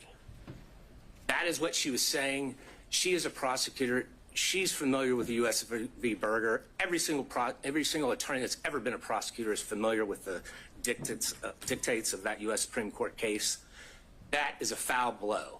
That is improper, and she violated pretty much every tenet a prosecutor must abide by to seek truth and justice in a particular case. So, Judge, when you're looking at this, the uncontroverted evidence shows that they had a relationship prior. The uncontroverted evidence shows that Mr. Wade lavishly spent on Ms. Willis. The uncontroverted evidence shows that the money that he was spending on Ms. Willis came from this contract that he had. And I'm not just talking about the contract as a special prosecutor, but there's also those other questionable contracts that no matter whom his partner seemed to be, they also got. There is a direct financial benefit that Ms. Willis received from this. And Judge, looking back at what Judge McBurney said, if merely hosting a fundraiser for a political opponent of a putative defendant creates not only the appearance but an actual conflict, then what Ms. Willis has done since then in this case creates an actual conflict. But again, as prior counsel has stated, we only need to show the appearance of a conflict. And we have done that by a preponderance of the evidence. In fact, I believe we've shown an actual conflict. But nonetheless, the result should be that Ms. Willis and her office should be disqualified from this case. We still have a few more minutes. I think Mr. Cromwell may have something to say. Thank you, Your Honor. Thank you.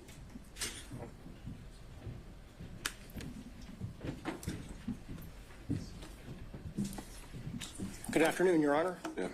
Harry McDougald for Mr. Clark. I'm going to talk further about conflicts, and I'm going to assume the most difficult standard for us to meet, which is actual conflict. But before I begin that, I want to add just a little bit to what has already been said about the standards that apply to prosecutors. Our appellate courts have said often the administration of the law, and especially that of the criminal law, should, like Caesar's wife, be above suspicion and should be free from all temptation, bias, or prejudice so far as it is possible for our courts to accomplish it. The first occurrence of that I can find is Nichols v. State more than 100 years ago, 1915. The most recent, Registe v. State in the Supreme Court in 2010, although they don't refer to Caesar's wife. That requirement is also embedded in the prosecutor's statutory oath, 15-18-2, which requires impartially and without fear or favor discharge my duties as district attorney and take only my lawful compensation, so help me God. The general rule on conflicts of interest for lawyers is in Rule of Professional Conduct 1.7. And we all know, it's all drummed into us, that we cannot have a conflict of interest. And if we do, we have to withdraw or we will be disqualified.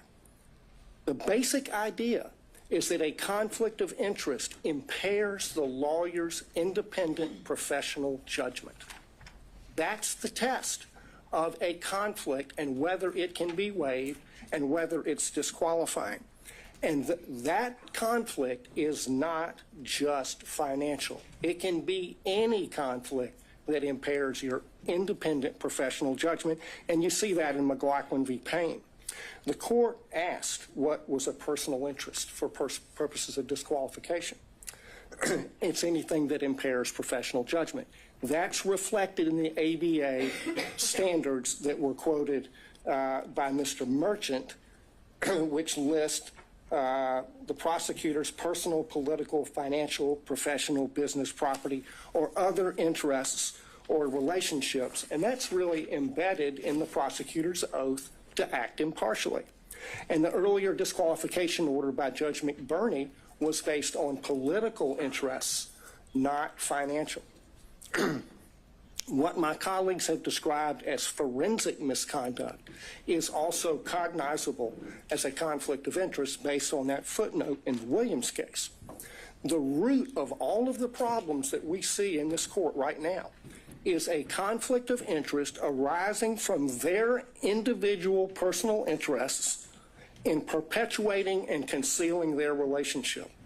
That's the original sin from which all of the other problems flow. There are 6 different actual conflicts of interest in this case, any one of which warrants disqualification, but collectively, practically compelling. First, the financial conflict that's already been covered. Second, the personal ambition, political ambition. Third, there's a dovetailed or complementary pattern of deceit and concealment of the relationship and the money. Fourth, the speech at the church. Fifth, the motion for protective order that the DA filed in Mr. Wade's divorce case. Sixth, the way the state has conducted the defense of this motion to disqualify, especially the hearing. On the financial piece, the court asked for a limiting principle and asked about materiality. The limiting principle is whatever impairs the independent professional judgment of the lawyer. That is applied routinely. We have a county code section that flatly prohibits gifts from contractors, period. We have, by analogy, the federal bribery statute, which has a threshold of $5,000, 18 U.S.C. 666. The court asked about burdens and inferences. The court can draw a negative inference from the state's failure to produce evidence to support the invisible magic cash balancing theory based on State v. Thomas, 311 Georgia 407, particularly footnote 19.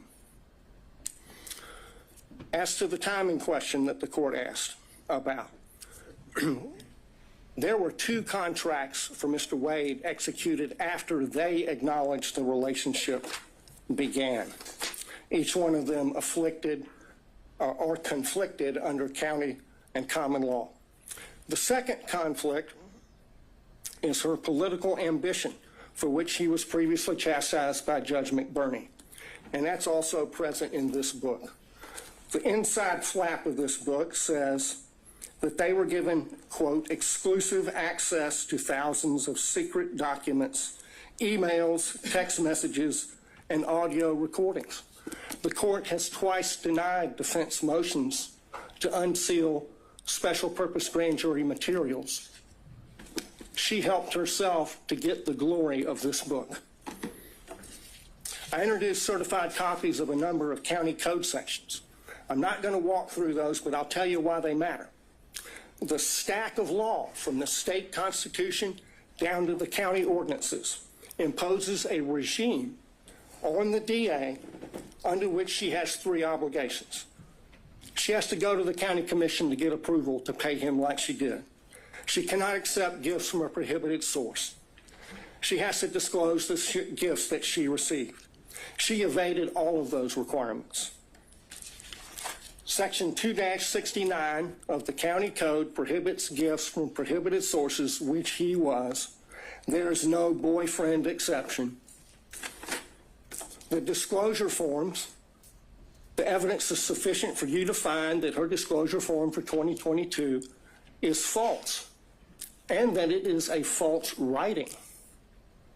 That's an actual conflict of interest between her duty, legal duty of disclosure, her legal duty of candor as a prosecutor, and her private and personal interests in concealing the relationship, concealing the gifts, and keeping the gravy train rolling for as long as possible.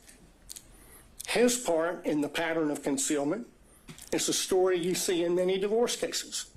The husband is hiding things from his wife. How much money he's making, the other woman, and what he's spending on the other woman. And he got on that stand, lied in his interrogatories, and then he got on the stand and he lied about lying in the interrogatories. And the lawyers for the DA's office, they just sat there and let him do it. They did nothing to correct obviously perjured testimony. In and of itself, that warrants disqualification of every one of them. The reason they lied and covered it up was to avoid the trouble they're in right now. That served their personal interests to the detriment of their public duties as prosecutors. The speech at the church, I want to focus on why she did that. Mr. Gillen talked about that. She did it to deflect attention from her own misconduct and that of Mr. Wade. She violated her public duty as a prosecutor to serve her personal interests and the personal interests of her boyfriend. That is a disqualifying conflict between her personal interests and her public duty that is actual, operational, and materialized, and it rests on undisputed facts. The next thing that she did that was a disqualifying conflict of interest was the emergency motion for protective order that she filed in the divorce. I filed a certified copy of that as Exhibit 37. She sought a protective order under the Apex Doctrine on the grounds that she's the DA. The whole filing is expressly predicated on her status as DA. In fact, she never lets you forget it. She says it 27 times in 12 pages. In that filing, speaking as DA, she said, the circumstances, quote, suggest that defendant Joycelyn Wade is using the legal process to harass and embarrass District Attorney Willis, and in doing so is obstructing and interfering with an ongoing criminal investigation. In the prayer for relief on page 11, she asked for 6 months to, quote, complete a review of the filings in the instant case, investigate and depose relevant witnesses with regard to the interference and obstruction this motion contends. There's no sugarcoating it. That's a clear violation of Rule of Professional Conduct 3.4H, which prohibits lawyers from making threats of criminal prosecution to gain advantage in a civil case. She abused her power. She abused her position to threaten her boyfriend's wife with criminal prosecution to gain advantage for herself and her boyfriend in her boyfriend's divorce. She violated her public duties not to make that kind of a threat in order to serve her private personal interests and those of Mr. Wade. Another actual operational conflict. The last category is the conduct of the defense of this hearing. There were a lot of objections made based on attorney-client privilege during Mr. Bradley's testimony. Most of those objections were made by the state, but the privilege being asserted does not belong to the state. It belongs to Mr. Wade. That shows that the DA's office is serving the personal interests of the DA and Mr. Wade in carrying out further concealment and cover-up of their relationship, and not the cause of justice they are sworn to serve. That is a conflict of interest. It's a continuation of the wrongful pattern of concealment and cover-up that they've engaged in since the beginning. But now they've enlisted the entire office in the enterprise. In the written response to the motion to disqualify, they said this, and I quote, "To be absolutely clear, there is no evidence that DA Willis derived any financial benefit from Mr. Wade." That's on page 15. Flat out false. 10 lawyers in this case put their name on that, starting with the DA. So throw another log on the bonfire of conflicts of interest.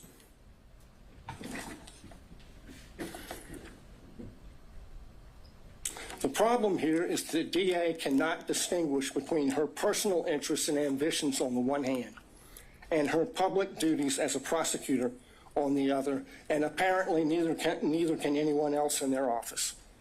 Of the 6 conflicts I've identified, only one is subject to a conflict in the evidence. This is a case study in what happens when you operate under a conflict of interest. It's put an irreparable stain on the case. Think of the message that would be sent if they were not disqualified. If this is tolerated, we'll get more of it. This office is a global laughingstock because of their conduct.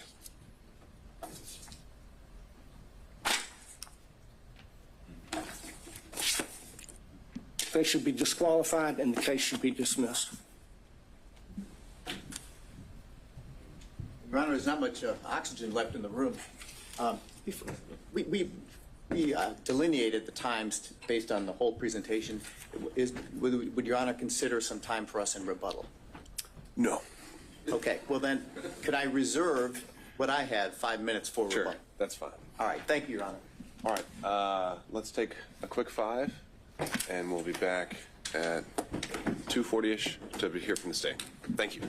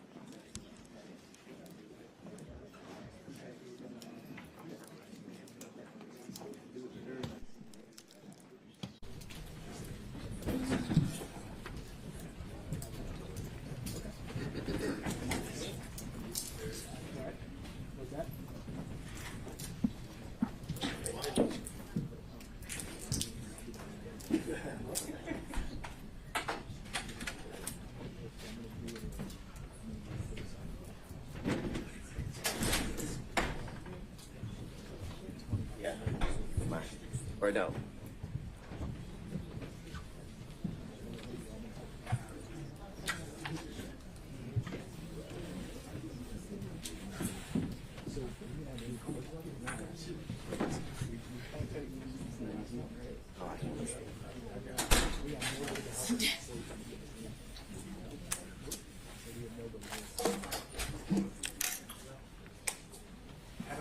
Sir.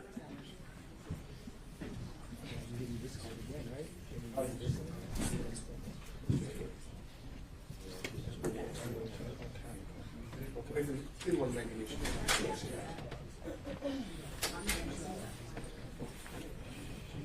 Just me. Just me. It's gonna be me. Just sit.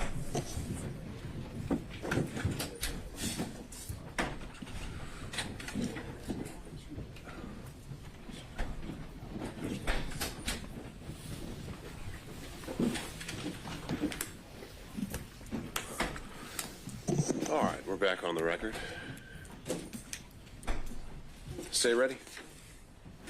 Yes, Judge. I just am trying to get to where I can share my screen. We need to add you as a host then. What's your profile name on the Zoom? Your screen name on the Zoom. Adam Abadi. All right, just making sure. Bear with us. Do you need it right away? No, I can start without. All right, floor is yours. So good afternoon, Your Honor. I want to start with some of the things that were addressed over the last hour and a half. First, beginning with something Mr. Merchant referenced as it related to the comments that the state made in regards to the good faith basis in which was submitted to the court, in which defense counsel claimed the evidence would show. And I would strongly bring to the court's attention that the claims that were made were material misrepresentations. And what I will say to the court, and why I say that to the court, is because the representations that were made by counsel was that Ms. Daisha Young, Ms. Sonia Allen, Mr. Dexter Bonds, Investigator Hill, Investigator Green, Investigator Ricks, all of these people would be called, and Mr. Bradley would be able to impeach their knowledge by saying that he specifically in his presence or to him said that Ms. Willis and Mr. Wade were in a romantic relationship, and that Ms. Willis and Mr. Wade were cohabitating, that they all knew that. And I would submit to the court, we didn't hear from any of those individuals. Mr. Bradley impeached no one. And I say no one because he did not impeach Mr. Wade. In order to properly impeach a witness, you have to confront the witness with the specific statements. Mr. Wade, and you can look back at the YouTube of the entire hearings of the last couple days, Mr. Wade wasn't once confronted with a statement that he claimed or said, or that is claimed that he said to Mr. Bradley. The way you properly impeach somebody, you have to confront the witness. Here would be Mr. Wade, and once he makes a statement that you believe to be inconsistent, and you have a witness who can prove that inconsistency, that's when you call that witness. And when Mr. Wade was on the stand, not once was he asked, did you tell Mr. Bradley this in a confidential conversation in your conference room that was not covered under attorney-client privilege? That was not asked. The specifics of that conversation was not asked. So any testimony that Mr. Bradley testified to is impermissible. It is improper impeachment because they did not confront Mr. Wade with it. So that's where the state would begin with the comments that Mr. Merchant made about me referencing his wife as lying. I never called Ms. Merchant a liar. I never used those words. I don't know why she made the material misrepresentations. It could be because Mr. Bradley lied to her. I don't know the reason. But I can submit to the court that those were material misrepresentations that were made to this court on the day a few Mondays ago, as everyone was arguing the motions to quash certain subpoenas. I'd also bring to the court's attention that during that motion to quash subpoenas, certain subpoenas, Ms. Yurdy's attorney appeared, Mr. Partridge, and he made very clear on that Zoom that Ms. Yurdy had absolutely no knowledge of a romantic relationship and absolutely no knowledge of cohabitation. Those were the specific references that he made.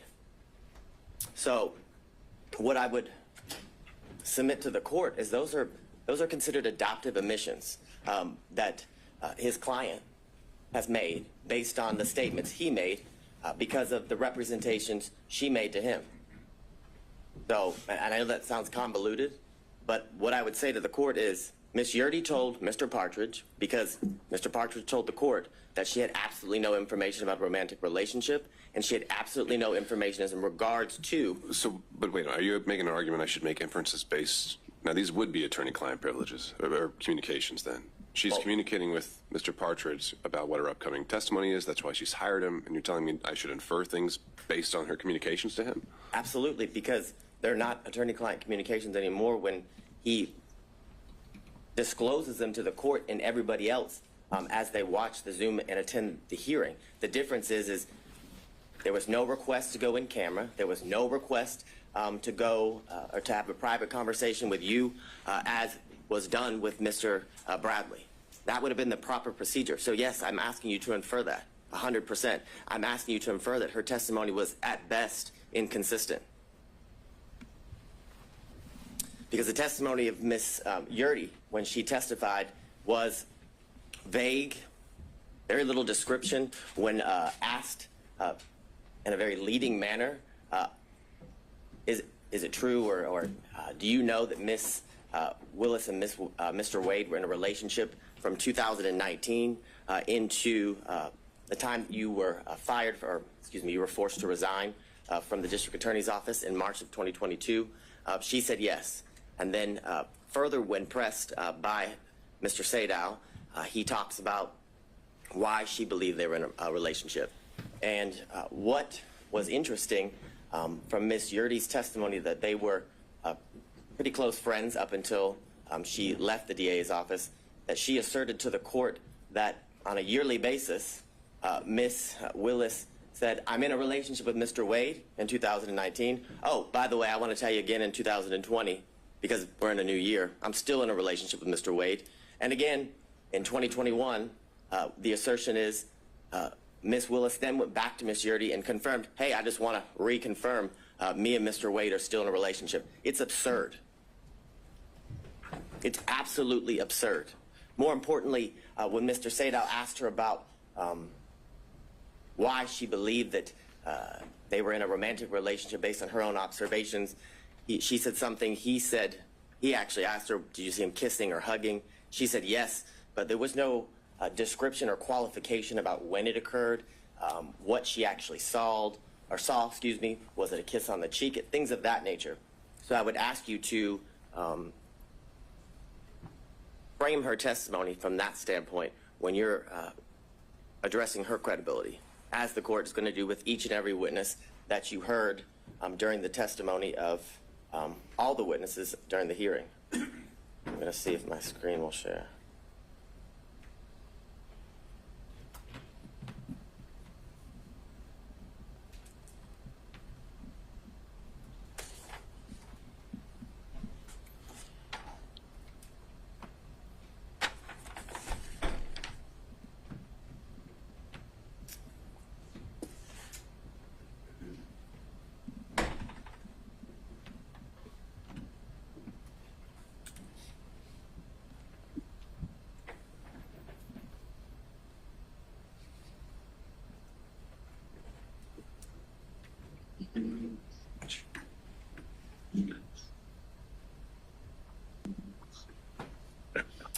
Now, I want to talk a little bit about the standard and the burden here in this instance as it relates to defense counsel and the claims that they have made in the motion to disqualify.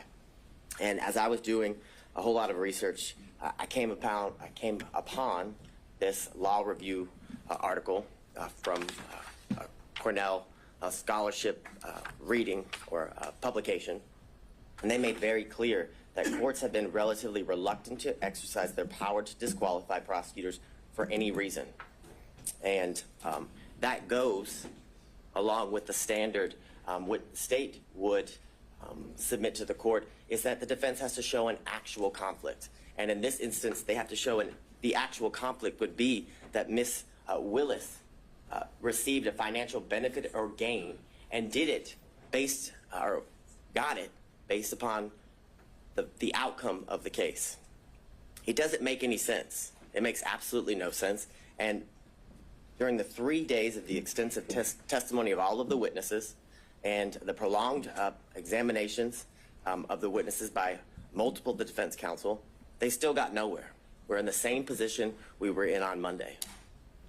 The same assertions that were made on Monday have no answers today as we're before Your Honor. They were not able to provide any evidence as to, or to the contrary of Ms. Willis and Ms. Wade's assertions of when their relationship began. There's absolutely no evidence that contradicts that the relationship did not begin later than or around March of 2022, Your Honor. I'd further submit to the court, because of this failure, that their assertion or their request that, one, the indictment be dismissed. There's absolutely no evidence that the defendants in this case, their due process rights, have been harmed in absolutely any way. There was zero evidence. Not a single shred of evidence was produced through any of the exhibits or the witness testimony showing how their constitutional rights, their due process rights, were at all affected by the relationship that began in March of 2022 with Ms. Willis and Mr. Wade. And because of that, the motion to disqualify should be denied, and Ms. Willis, as the District Attorney of Fulton County, and Mr. Wade, as the Special Prosecutor assigned to this case, should be allowed to remain on this case and continue to prosecute the case to the end, Your Honor, until the trial is set by the court and is to begin. Now, the issues, obviously, you've heard a lot from defense counsel as to what the issues are for you to, I guess, determine. And here it would be the state's contention is that you must find that there's an actual conflict if you were or are to come to the conclusion that you should disqualify Ms. Willis and the District Attorney's Office. And looking at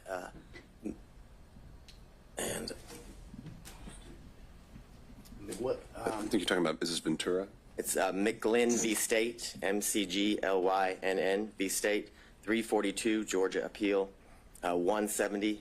It's a 2017 case. In that case, as it talks about the standard of proof that the defense, or the burden that the defense must show and go to show an actual conflict, is they say it's a high standard of proof, which is definitely not a preponderance of the evidence, which is a much lower burden for any party who's trying to meet that standard of preponderance. But it's clear that what the standard is that is a high standard of proof for both when determining whether there's an actual conflict and when there's forensic misconduct that is found, Your Honor. And I want to go through some of the cases that defense counsel has referenced, that they argued here today and in their filings.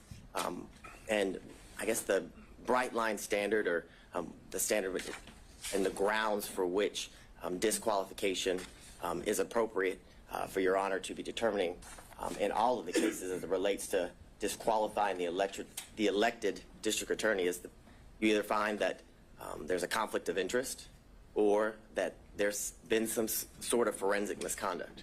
Those are, I guess, the two areas that Your Honor that is in your purview when you are looking to resolve an issue regarding disqualification.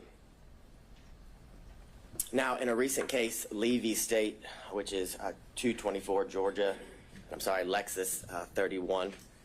It's a February of 2024 case here out of our appellate courts. And in that case, Justice Pinson wrote that a trial court did not abuse its discretion by failing to disqualify an assistant district attorney absent an actual conflict of interest. And that is a case that was ruled on by the Georgia Court of Appeals about a month ago, Your Honor. Now, the cases in which defense counsel have relied on in their briefs and here today, I would submit to the court the cites are misleading, many of them are inapplicable, and some of them actually support the state's position. And what I would say to you is that the defendants, in many instances, combine language from the multiple cases and kind of what I would say is misstates the law as it relates to what the law or what is required in order for an elected district attorney and their office to be disqualified.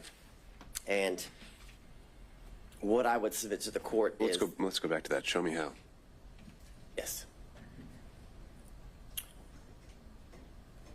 Show you how. So I think the first one they cited was battle versus the state. Certainly a conflict of interest or the appearance of impropriety would be the grounds of disqualification. Well,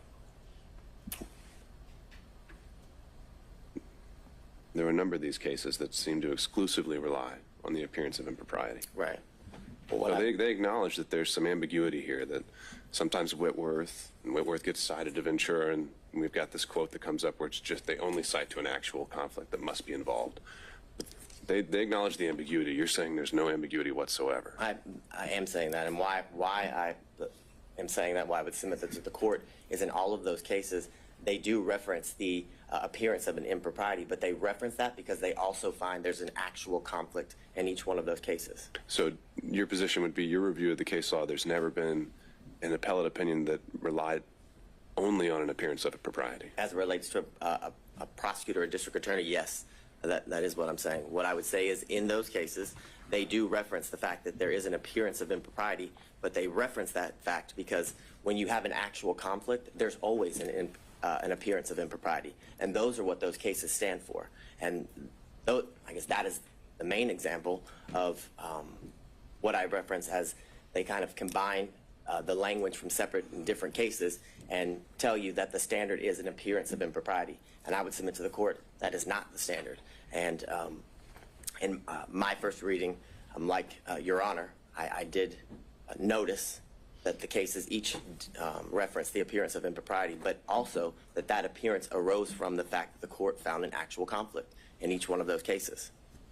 So I won't belabor the point in going through all of the cases that the defense had cited, but what I would submit to the court in reading those cases is that I found that they kind of fell into 5 categories, that some that didn't concern disqualification at all, some that determined or that were about, I call it divided loyalty, which is a conflict that arises from representing becoming a prosecutor and then having represented the defendant prior to becoming a prosecutor, and then whether there's an actual personal interest in the outcome, and then others talk about whether the defendant was denied a fundamentally fair trial at the conclusion and of the case after conviction.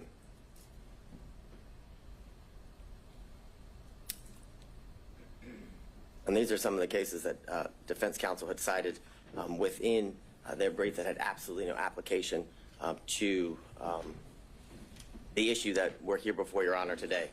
The first, McIver v. State, has nothing to do or has nothing related to the disqualification of anyone. I mean, I think some of these are just relating to kind of aspiring for broad language about standards to prosecutors. So point taken there. But if there are more... All right, keep going.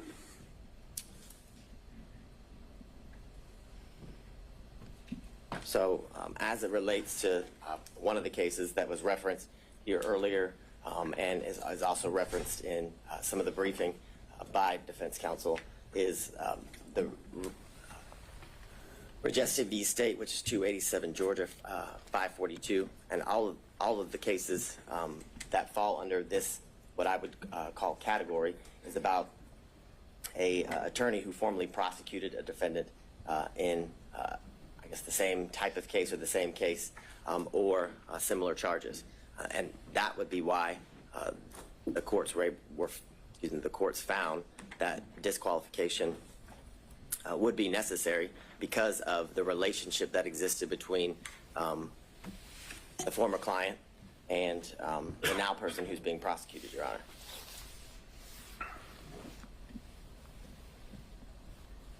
The next series of slides just goes through what has been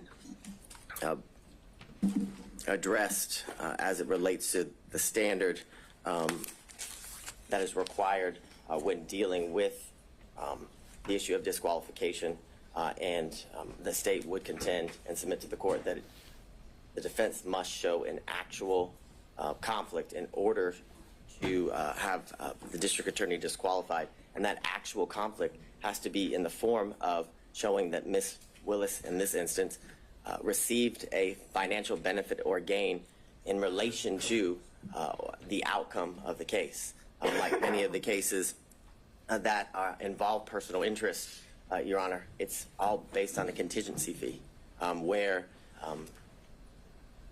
how much they're paid, or a bonus, for example, is dependent upon the outcome of the case. That's how one is to show that there's a personal interest in the case. We have none of that here. And I would submit to the court, we have absolutely no evidence that Ms. Willis received any financial gain or benefit.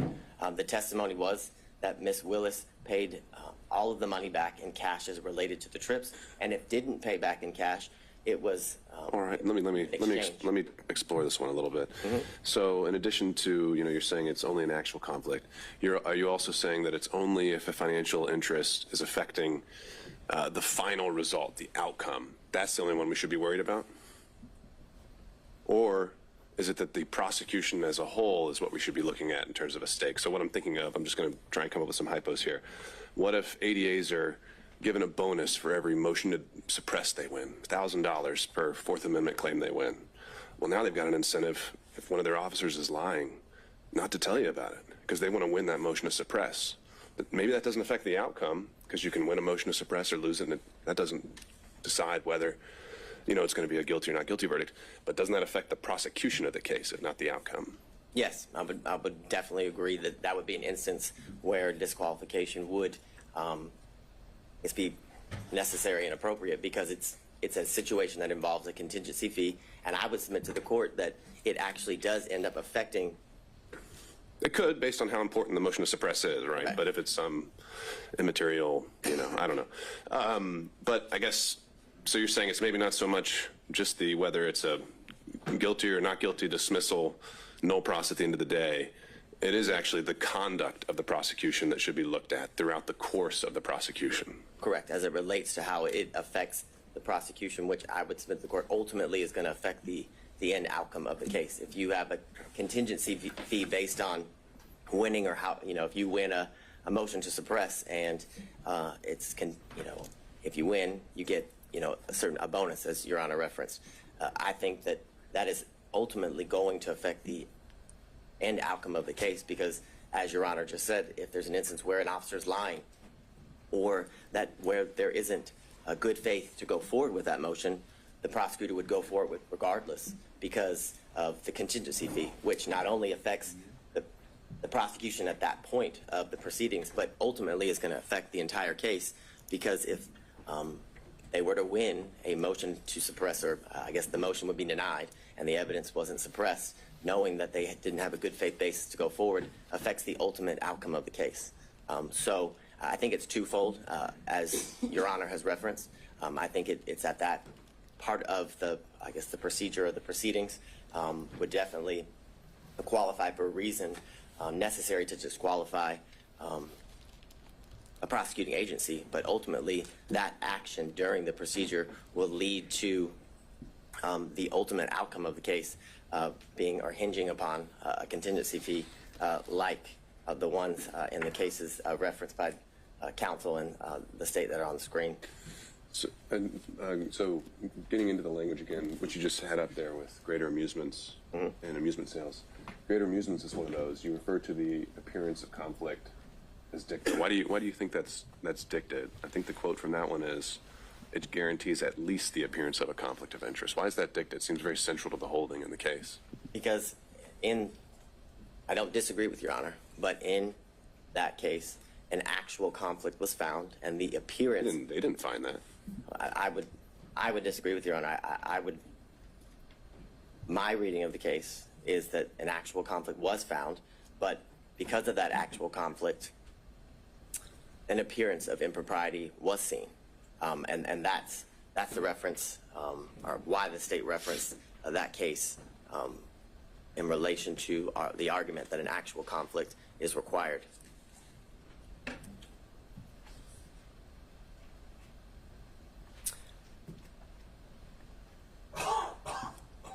On the series of cases, Young, that was referenced by defense counsel, as well as Nichols v. State, are both instances where there's a personal interest in the case due to the situation and where at one point they were opposing parties.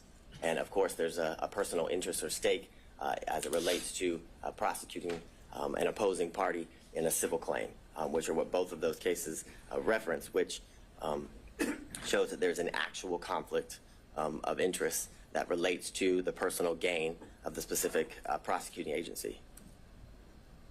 And what do you make of Nichols' reference to, it's an older case. Sometimes the language can be what we're not accustomed to seeing, but there's, they refer to the metaphor of Caesar's wife, and generally when that's used as a ethical standard, that's something that goes beyond just an actual conflict, right? Isn't the beyond reproach getting more into appearance world? Is it getting beyond? No, isn't getting into the appearance aspect of things when we're talking about Caesar's wife. But I think it goes beyond that based on the language of the holding in that case, where it literally says that the individual had a personal interest in obtaining a fee by forcing a settlement in the civil case and using the criminal case as leverage. So that's not an appearance of impropriety. That is an actual conflict of interest, in which arises because of the individual's personal stake in the end outcome of the case, Your Honor. So that's how I would differentiate, I guess, the representations of defense counsel as it relates to the standard or the burden that must be shown, and why the state would submit to the court, and the most recent ruling out of the Georgia appellate courts that an actual conflict is required to be shown. So I'm going to skip through these series of slides. You've heard all about Whitworth.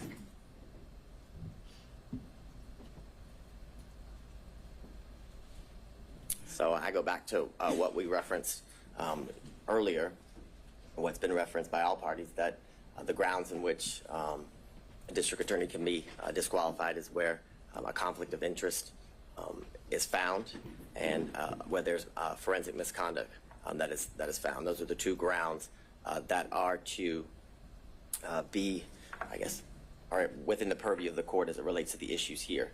And again, I go back to the most recent case that was Justice Pinson wrote about, and that there must be, that by failing to disqualify the assistant district attorney absent an actual conflict of interest. I think the language there is very clear, and I think it's very controlling, and I think it's purposeful, I would submit to the court, because an actual conflict of interest is what is required in order for a district attorney to be disqualified, because the cases make very clear, and through the precedent relating to this issue, that a disqualification of a district attorney is the last, for lack of better words, ditch effort that should be exercised as it relates to the court in curing certain conflicts that may arise.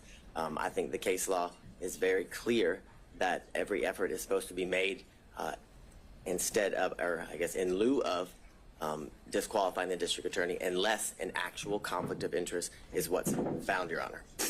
And it can't be cured.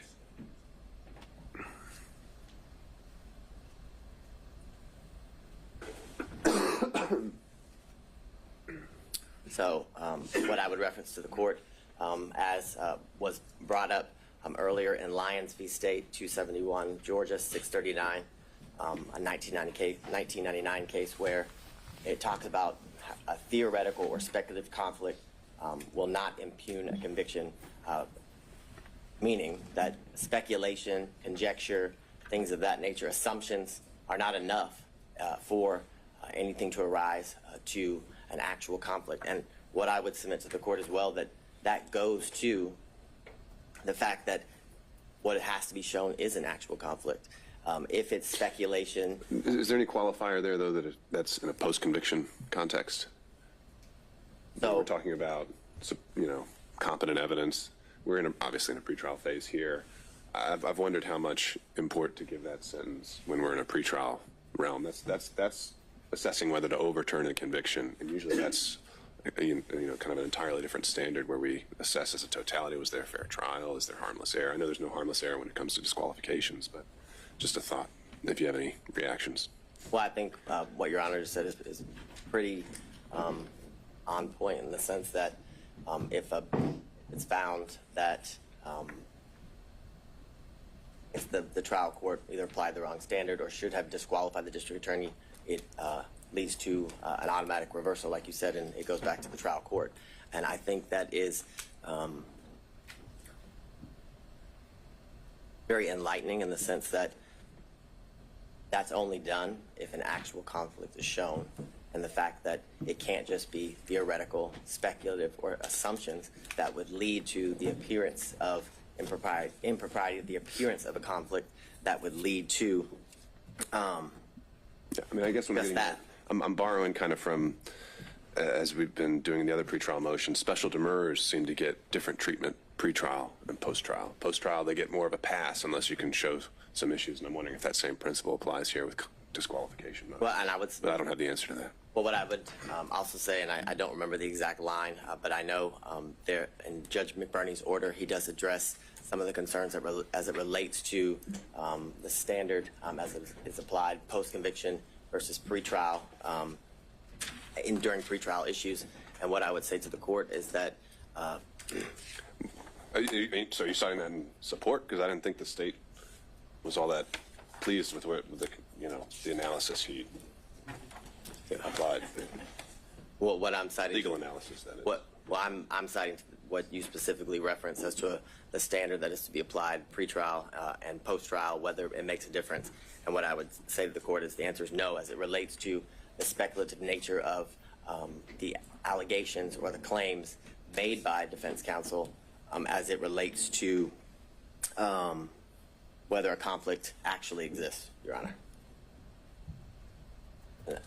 What I can't do at the moment is point exactly to the page at the end of the state's argument. I can give you the page number as it relates to Judge McBurney's order. I think I know what you're talking about, the footnote where he references the appearance standard. Yes. All right, I'm looking at it. Further, in Lamb v. State, 267 Georgia 41, on page 42, it's a 1996 case where the court says, nevertheless, the conflict must be palpable and have a substantial basis in fact. A theoretical or speculative conflict will not impugn a conviction which is supported by competent evidence. Now, I understand as it relates to the post-conviction factor or the status of the case being in post-conviction based on Your Honor's earlier inquiry, but I would submit to the court that as it relates to the issue of disqualification, that the standard is the same whether it's post-conviction or pre-trial. In Bloomfield v. Bornstein, which is 247 Georgia 406, the 1981 case. In that case, it says the appellees have not shown us a case where a per se rule was applied to disqualify an attorney on the basis of an appearance of impropriety alone. The Georgia cases cited by the appellee do not stand for the proposition that a trial judge is authorized in Georgia to disqualify an attorney solely on the basis of an appearance of propriety, which further goes to the state's submission to the court that the standard is that an actual conflict must be shown, and that conflict that arises shows that there's a personal stake of the district attorney as it relates to their personal financial gain that's being alleged.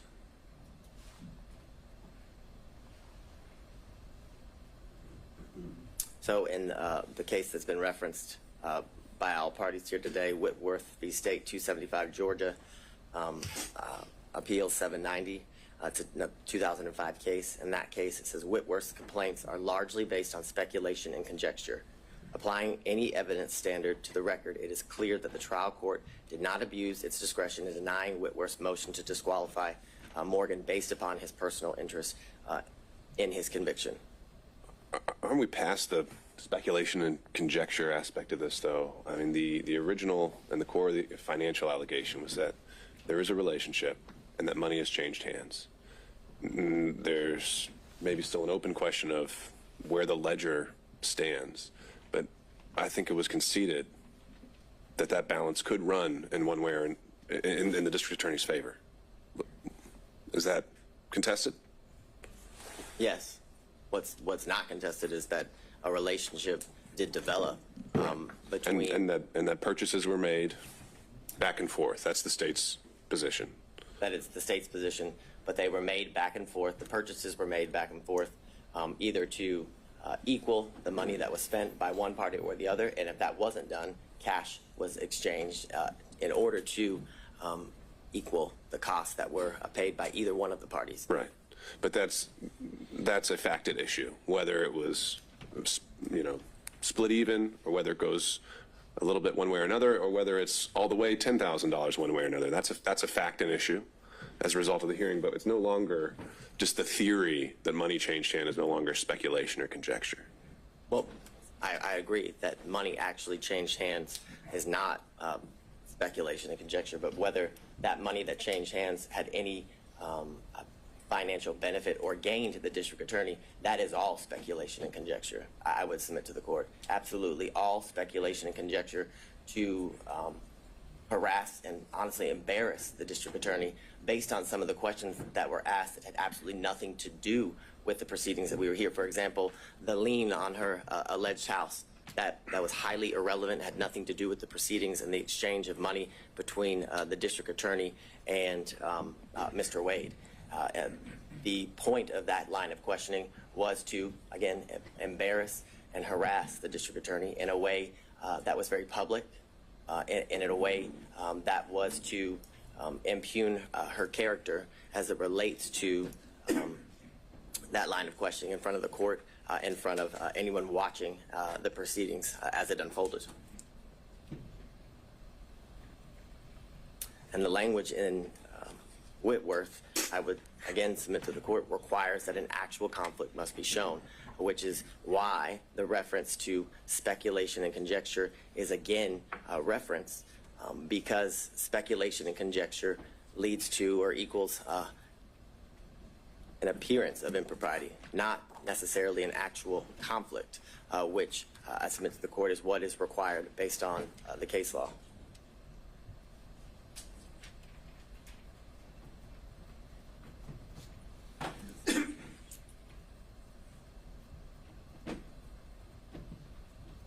So in State v. Sutherland, which is 190 Georgia Appeals 606, it's a 1989 case, and it says, while the prosecuting officers should see that no unfair advantage is taken of the accused, yet he is not a judicial officer. Those who are required to exercise judicial function in the case are the judge and the jury. The public prosecutor is necessarily a partisan in the case. If we were compelled to proceed with the same circumspection as the judge and jury, there would be an end to the conviction of criminals, which goes to the premise that the appearance of impropriety is to apply to judges, not prosecutors. Because if that standard was to be applied in the manner in which the Sutherland case is referencing, then there would never be a criminal prosecution, because the state is always going to appear biased as it relates to getting justice for the victims or righting the wrong as it relates to the crimes in which the defendant is been indicted or accused of.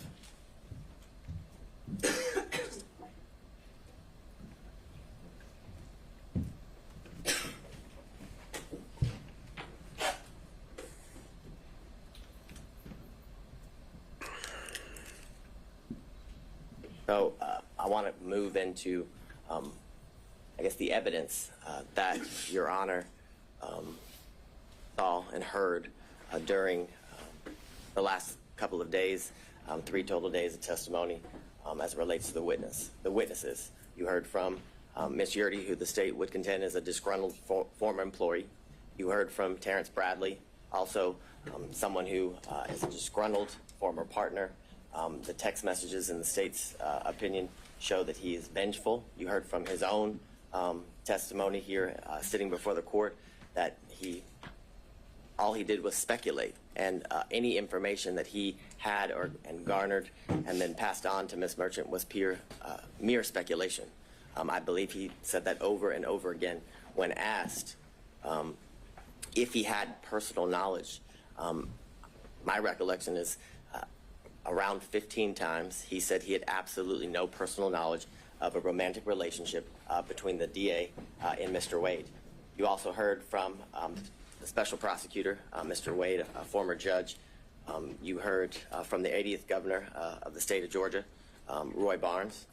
You heard from the first female elected district attorney of Fulton County, and you heard from her father, who was a 40-plus year practicing attorney in good standing when he left the practice of law.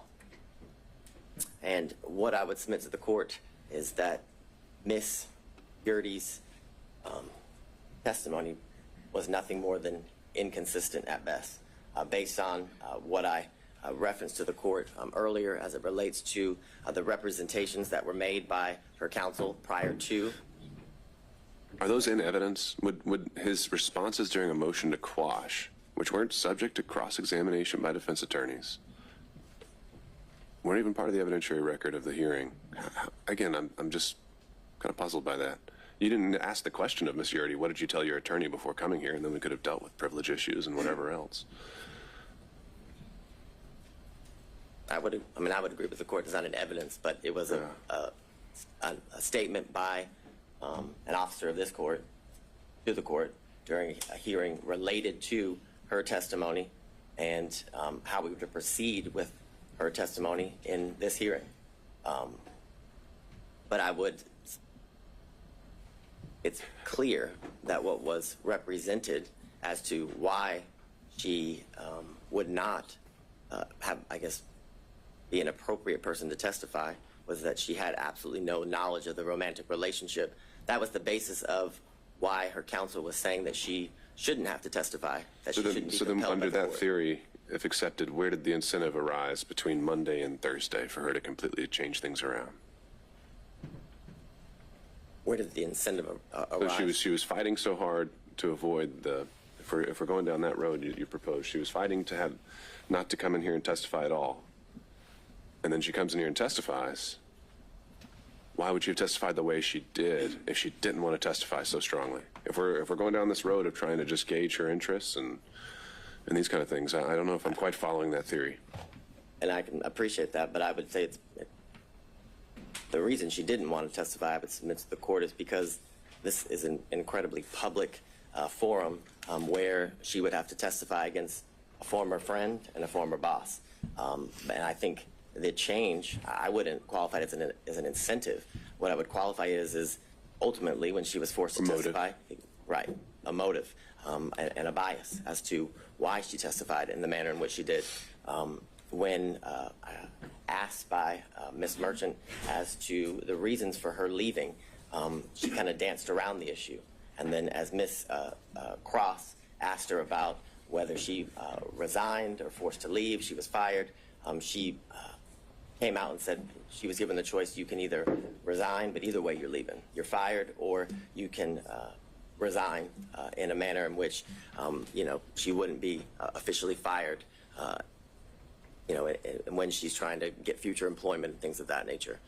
So I would submit to the court that there's absolutely no incentive. An incentive is not why Ms. Gertie's testimony changed, or the state would contend her testimony changed, but it was the reason she testified the way she did was because of her bias towards the DA, which gave her motive to what the state would contend is be less than honest before the court. And I would. But if we're going to draw inferences based on her fighting the subpoena, why would she have fought it if she had such a bias and wanted to say these untruths? Because she didn't want to come on national television and have to be exposed to the things that, well, I don't know anybody who wants to testify before a court in a normal trial, a normal proceeding, but one of what I would qualify in this high profile of a nature where everybody would be able to watch and learn at what she has to say as it unfolds in the courtroom, And I'd further submit to the court there is reference to she left the DA's office in the text message that were submitted in, I believe, what is it, Defense Exhibit 39, that it's because she released confidential information in the DA's office, from the DA's office, that led to her firing, that she wasn't. And I know I'm just because it's more conversational, which I appreciate. I know I might be getting you off script, so I don't want to use up all your time if you need to get through some other things. Next, Terrence Bradley, and I believe the one thing that the state and defense counsel can agree on, that he was less than honest at times during the proceeding and during his testimony. He, when pressed or asked by Mr. Sadow why he was fired, he basically chalked it up to a dispute between partners in a business. But when pressed by Ms. Cross, it was clear that that wasn't the reason.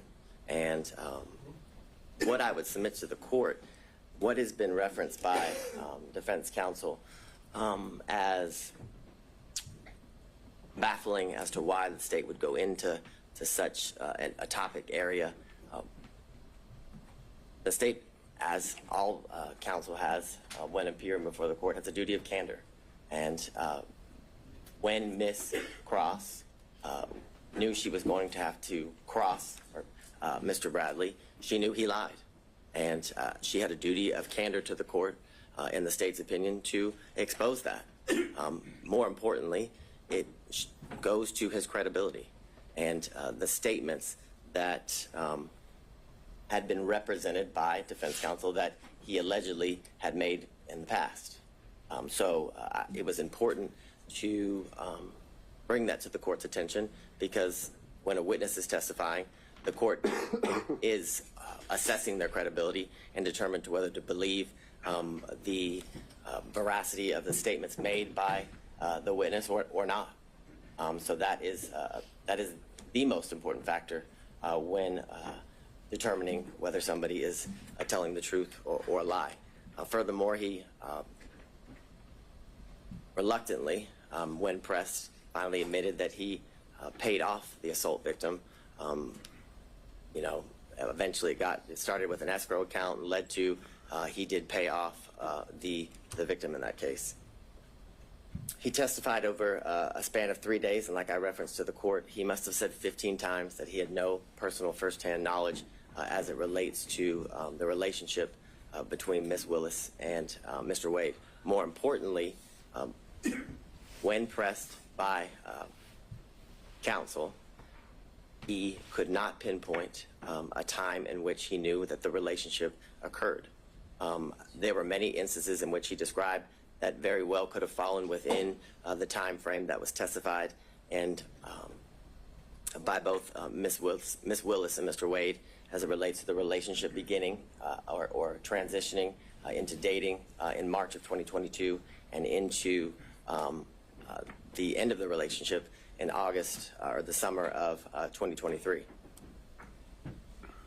And as I referenced to the court, the statements that Mr. Bradley made, the state would contend are inadmissible hearsay as it relates to the statements that he was pressed and asked about what Mr. Wade told him, because Mr. Wade was never confronted with those statements. And in order for impeachment to be proper, he must be confronted with the specific statements that are alleged to have been made in order to impeach him. Again, Mr. Bradley had every motive to lie. I believe the text messages are kind of clear, are very clear as it relates to his disdain towards Mr. Wade, which due to the fact that he was expelled or exiled from a thriving law practice, and it was clear that the practice and Mr. Wade sided with the alleged sexual assault victim, which is clear he assaulted her due to the fact that he paid her off. And as I referenced earlier, Ms. Merchant represented to the court that Mr. Bradley had personal firsthand knowledge basically of it all, of everything, and that he would be able to basically be an impeaching machine. I think Your Honor referenced him as the star witness when you were addressing the claims that were made by Ms. Cross in relations to Ms. Merchant's representations to the court. And what I would submit to the court is that all Mr. Bradley's representations as it relates to whether or when the relationship between Ms. Willis and Mr. Wade began, and whether they cohabitated, because that was a promise that was also made, that he would be able to impeach the investigators as it relates to cohabitation, was mere speculation, gossip, and innuendo. And this is, Your Honor. The impression I got, and we can correct this while we're all here together, is that Mr. Bradley directly overheard a statement from each of these individuals that they could be impeached with. Ms. Merchant, is that accurate? Directly overheard. Which ones are we talking about specifically? Well, essentially, that kind of seemed to be all of them. You had said Allen, Bond, Young, and then the investigators, Hill, Green, and Ricks, could all be directly impeached by statements overheard by Mr. Bradley. Yes. In reference to your question, the unequivocal answer was yes. And when Your Honor is looking through the text messages, I would submit to the court that the text messages don't even say or indicate what was represented to the court in relation to the good faith basis for this motion to disqualify as it relates to the testimony of and the ability to impeach witnesses through Mr. Bradley. What's been referenced by all counsel is Mr. Bradley's assertion of absolutely as it relates to whether the relationship existed prior to Mr. Wade's hiring. And the question in itself involves speculation, because it asks, do you think it started before she hired him? And he says absolutely. He doesn't say he knows. He doesn't provide any context as to how he knows. And in these text messages and through his testimony with the court, the source of his information was unclear. What I would say to the court, as to a lot of things, other than the one conversation that allegedly occurred between Mr. Wade and Mr. Bradley, and I would submit to the court that conversation never occurred. That would be the state's contention. And how do we know that? We know that because that conversation was not confronted, or Mr. Wade was not confronted with that conversation. And that is evidence circumstantially, and I'd even say direct, as to that conversation not existing. Because based on the representation made by defense counsel, it would be clear that that would be a conversation that would have been relayed to, because it wasn't privileged, as Your Honor found, that would have been relayed to Ms. Merchant. And if that conversation happened, you better believe that would have been a conversation that defense counsel would have confronted Mr. Wade with and against. And the reason they didn't do that was because it didn't exist. Again, you heard from Mr. John C. Floyd III, the district attorney's father.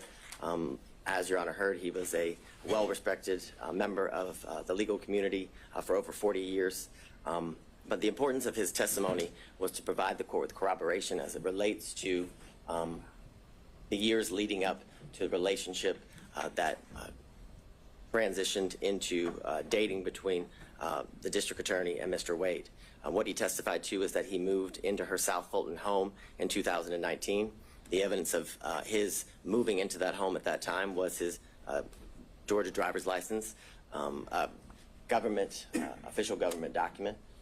He further testified that not only did it wasn't that just Ms. Willis and himself live at the South Fulton home, but that he often would see on numerous occasions the significant other of Ms. Willis that was not Mr. Wade.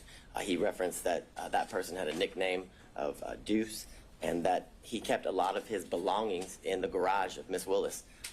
He specifically said he kept a lot of his disc jockey equipment, is how he referred to it when before the court. He made very clear that he had never seen Mr. Wade at the South Fulton home that is owned by Ms. Willis. He made clear that he lived in that home with Ms. Willis and Ms. Willis alone other than her two daughters who would occasionally visit that home until after February of 2021. But what precipitated the soon move of Ms. Willis to what I would reference as safe houses for her protection was a protest that occurred before her home in February of 2021. He then expressed to the court that Ms. Willis moved in the spring of 2021, and that due to these threats that were taken very seriously, he had only seen his child 13 times. He said, in reference to the questions by defense counsel that were in a, and I'm just going to be straight up with the court, they were trying to make Ms. Willis a liar, what is how I would submit to the court, in the sense that she testified that she was concerned for her safety and her family's safety, which included her father and her daughters, and that Mr. Floyd remaining in that home kind of rebutted all of that, made it so it wasn't true. But he testified that he stayed in the home because it was a home that she had put her blood, sweat, and tears in and was able to buy, and that he stayed in the home because there was constant officer presence. He told the court that he bought extra security equipment. He even went as far to tell the court that he slept in different rooms on different nights because he felt his safety was in such a concern. So I would submit to the court that line of questioning was done in an attempt to discredit Ms. Willis, but failed. Would be how the state would characterize it. Then he testified about the first time that he did meet Mr. Wade, which is in 2023 here at the district attorney's office, and he talked about how he kept cash in his home and why Ms. Willis kept cash in his home. And what the court should take note of is the state didn't ask Mr. Floyd about the cash in his home. That came out through the cross-examination of defense counsel. So there was, I guess, an implication that Mr.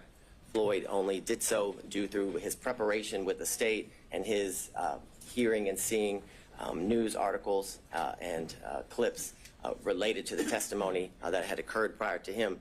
But I would submit to the court that it's telling that that information came out through questions that were asked by defense counsel, which gives credibility to the statements that were made. And he further explained as to why he taught his daughter to keep cash in the home as it relates to financial independence and having a safety net.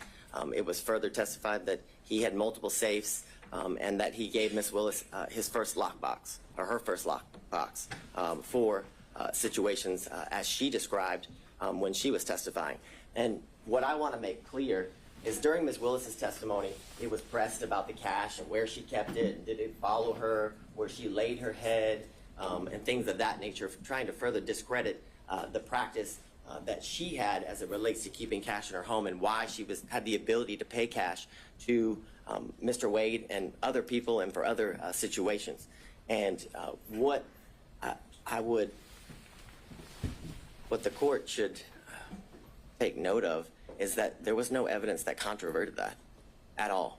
Where was the evidence that controverted Ms. Willis's claim and practice of keeping cash in her home? There was none. In fact, the only evidence is it was substantiated through the testimony of her father, Mr. Floyd.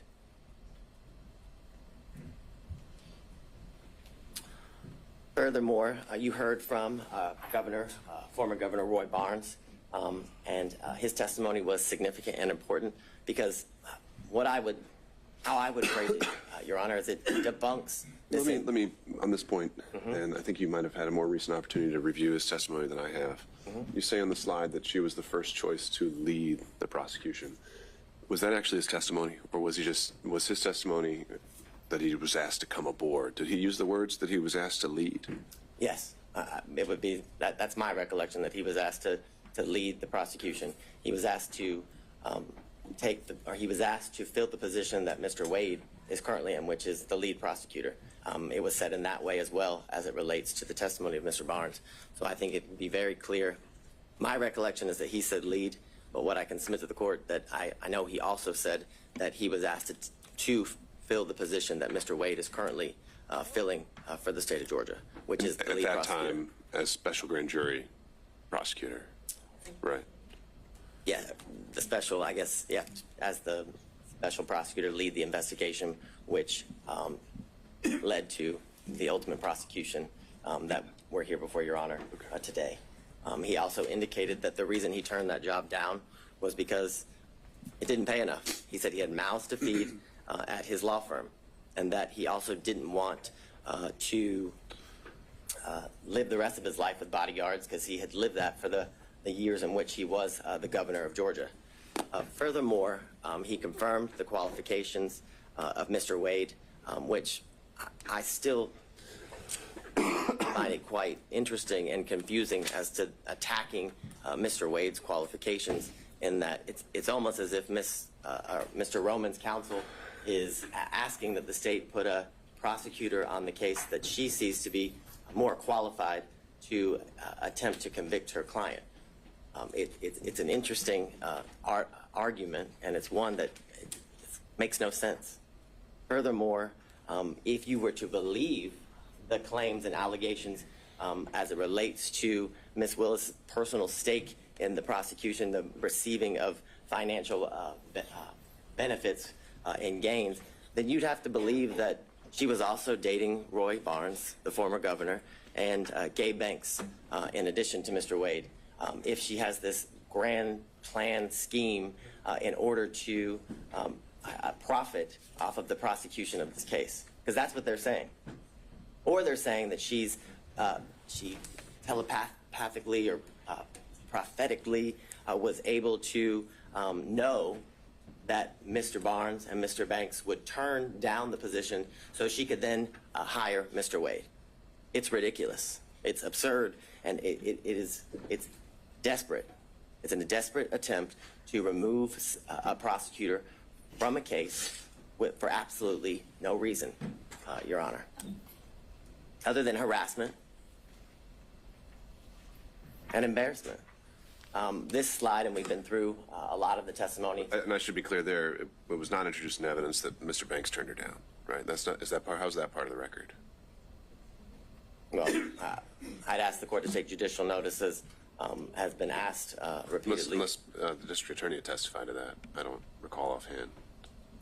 I will be frank with the court. I don't recall if Ms. Willis testified to that exact fact, but I know that Mr. Banks represented that to the court during Monday's hearing as it relates to the allegations that were made. I understand Your Honor's position as it relates to that. Just trying to make sure we know exactly what is in the evidence and is not, but regardless, I think your point is made. I think it's an evidence of the record as it relates to, I guess, the issues that led up to the actual hearing of this case.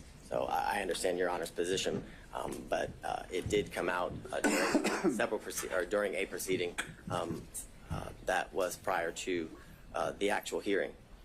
This slide is just a chart showing kind of the testimony of both the district attorney, Ms. Willis, and Mr. Wade, as it relates to how they met, how or when Mr. Wade became the special prosecutor, when their relationship evolved into a romantic one, talking about the trips in which they took after their relationship evolved into one that became romantic, and when it ended.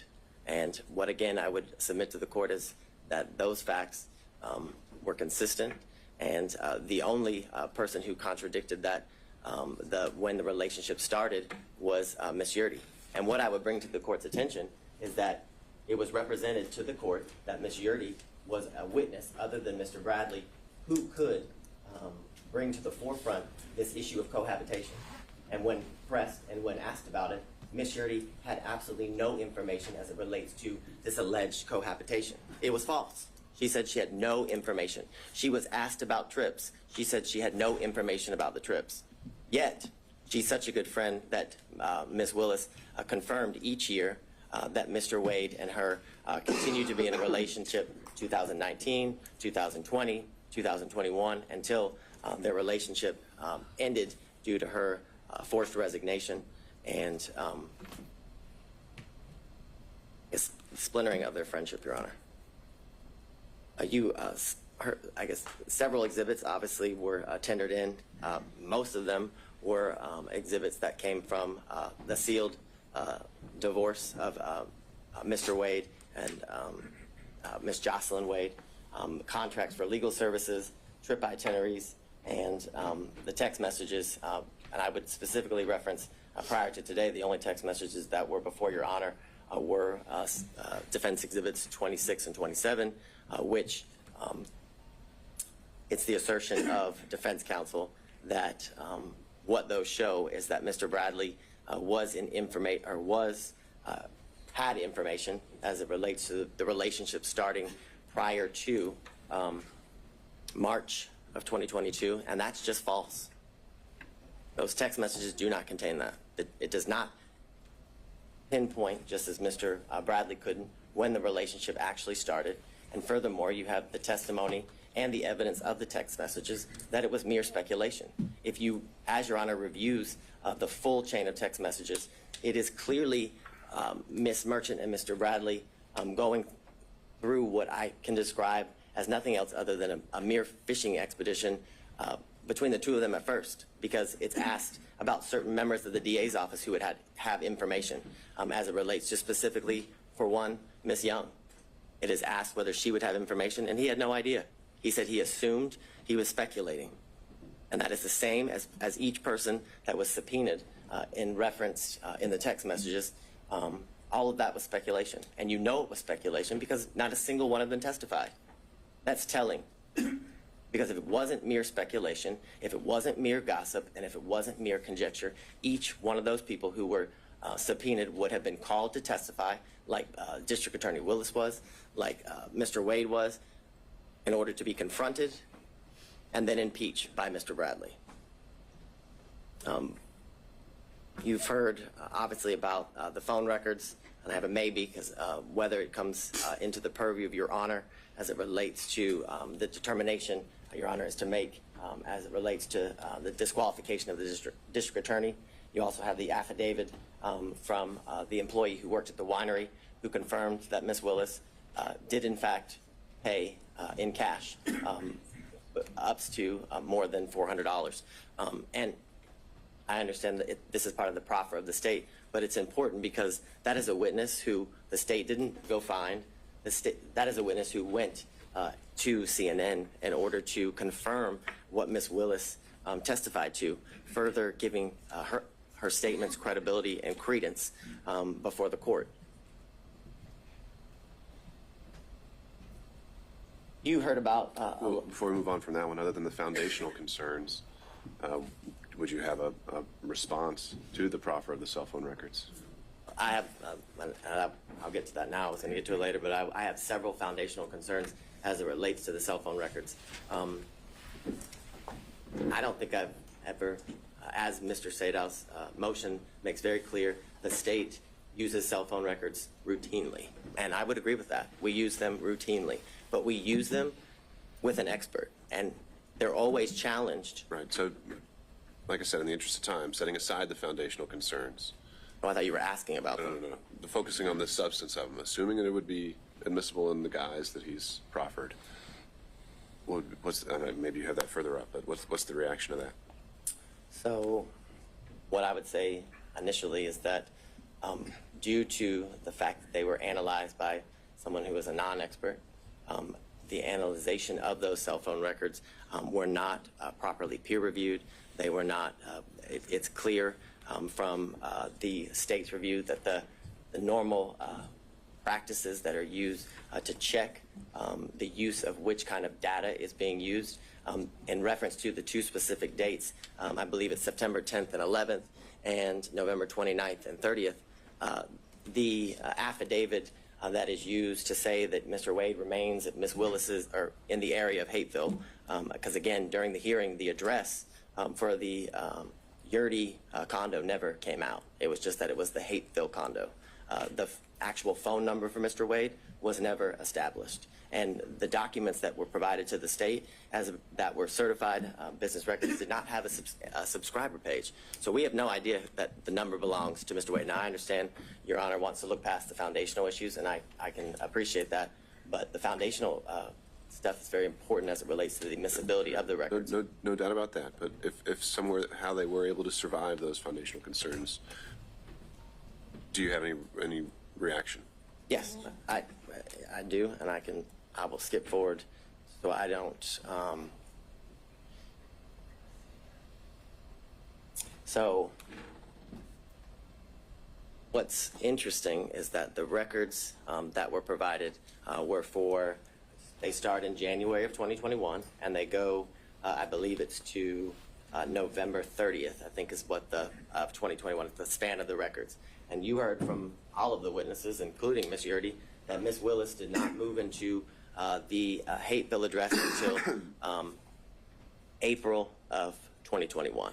That was the testimony from all of the witnesses, April of 2021, and that she lived in her South Fulton home from when she met Mr. Wade in October of 2019 up until when she had to move. And the assertion by defense counsel is that Mr. Wade and Ms. Willis began a relationship right after they met in October of 2019.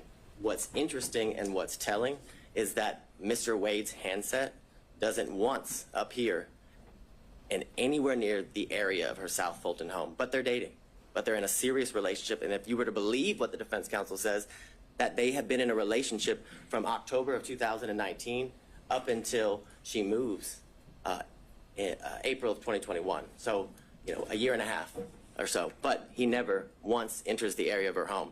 But they want you to believe that that's a lie, which is why counsel for defense continued to press District Attorney Willis and Mr. Wade as to whether he had ever been to that South Fulton home.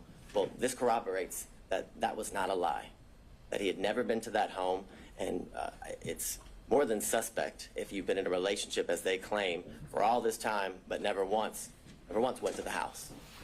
So I think that's telling. What I would also bring to the court's attention in the state's initial review of the records, that from January of 2021 to March of 2021, those times when Ms. Willis did not live again at the Hateville address, she didn't move there until April of 2021, that his handset appears in that area 23 times. Sure. How do you reconcile that with this testimony that was alluded to, I think, by opposing counsel, the reasons he gave for being in the area? Well, would those line up to 23 times? I think, it didn't give too many reasons for being there, right? Well, I think that's the point. I would say yes, that is the point. He referenced that that's an area that it was not uncommon for him to be in, and clearly that is the case because Ms. Willis didn't live in that area. So again, it's further corroboration as to what Mr. Wade indicated to the court. And after Ms. Willis moved into the condo in April of 2021, they appeared 35 times. Now, I want to make clear to the court, both Ms. Willis and Mr. Wade never denied that he had been to that condo before. The specific testimony that was elicited by Ms. Willis and Mr. Wade was that he had never laid his head, was the direct quote, at that condo, which these records don't prove that he laid his head anywhere. If you were to believe the analysis, or if you were to give credence to what the non-expert says as it relates to Mr. Wade's handset in September and November for the 3 to 4 hours that the phone is alleged to have remained, that doesn't disprove anything that was testified by both Mr. Wade and District Attorney Willis. It was that he visited there. The specific hours of their visits was not something that was pursued during the questioning of both of the parties. So what I would also submit to the court is that if you look at the days as it relates to in September and November, the use, the type of information that is used to make the plots for the longitude and latitude of the handset is data records. It's not voice records. It's not SMS or text messages. It's data records. And it is not uncommon for an expert to testify as it relates specifically to AT&T records that that actual data record is unreliable as it relates to the location of the handset due to the type of information that it is, that it's data. It's not the voice and the SMS, which I know, Your Honor, as has been referenced, was a prosecutor not only here in this county, but for the federal government, where this kind of information is commonly used. So in the comments that were made by the court, it was clear that you understood and understand the use of cell phone records as it relates to put somebody in an area, and again, not in a specific location. I'd also bring to the court's attention, as it relates to the validity of the affidavit and the analysis done by the expert that was hired by Mr. Sadow, is that not once does it reference the fact that AT&T records commonly have duplicate and triplicate entries within the call detail records. That is something that is commonly seen, and that is something that is seen in these records. And that is something that leads to the incorrect number of times that has been alleged that Ms. Willis and Mr. Wade were in communication through text and voicemail. And I'd also submit to the court that that number doesn't prove anything again, doesn't prove that anybody's in a relationship. It proves that they were in communication with each other. And I think Your Honor can use your own life experience as it relates to people you work with or friends that you are close with, and the number of times that you make calls to any of those people. I can submit to the court that I have a friend who I have been friends with for 15 years, and she worked in the office previously with me. And based on our professional relationship and our personal relationship, the friendship that we had and still have, that we talk 30 times a day. So and that doesn't mean we're in a relationship. So the assertion that the number of times that Miss Willis and Mr. Wade have spoken to each other, whether it's through text message or phone, it has no validity as it relates to them being in a relationship. What I would submit to the court is that what was shown through all of the evidence was that there's been a true cost to Miss Willis as it relates to her life, that she had additional expenses that she had to endure because of her position, in the sense that she told the court that she had a mortgage, but on top of that mortgage, that in a house she didn't live in anymore, she had to pay for a safe house, that her home was vandalized, and there were racial epithets and sexual bigotry that were spray painted onto her house. The concern of her safety and her life is something that was testified to, and the fact that this job has led to the isolation and separation of her from her family and friends, which was given credence, and the credibility of those statements were provided by her father, Mr. Floyd, that he had only seen his daughter 13 times since all of these instances occurred. The stateful nature of the statements and the falsehoods that, for example, in these text messages that were purposefully leaked to the media as it relates to Miss Willis's daughter, subjecting her position in school, that she flunked out of college, which isn't true, which in fact she has graduated from an HBCU. But what's been leaked to the media is the fact that she flunked out of school and someone other than her father moved her, which again, the validity of which was never shown. And all the while, Ms. Willis, facing these costs, has been able to continue to do the work unrelated to this case, which is shown in the fact that Atlanta's murder rate and violent crime rates have decreased while she has been in office.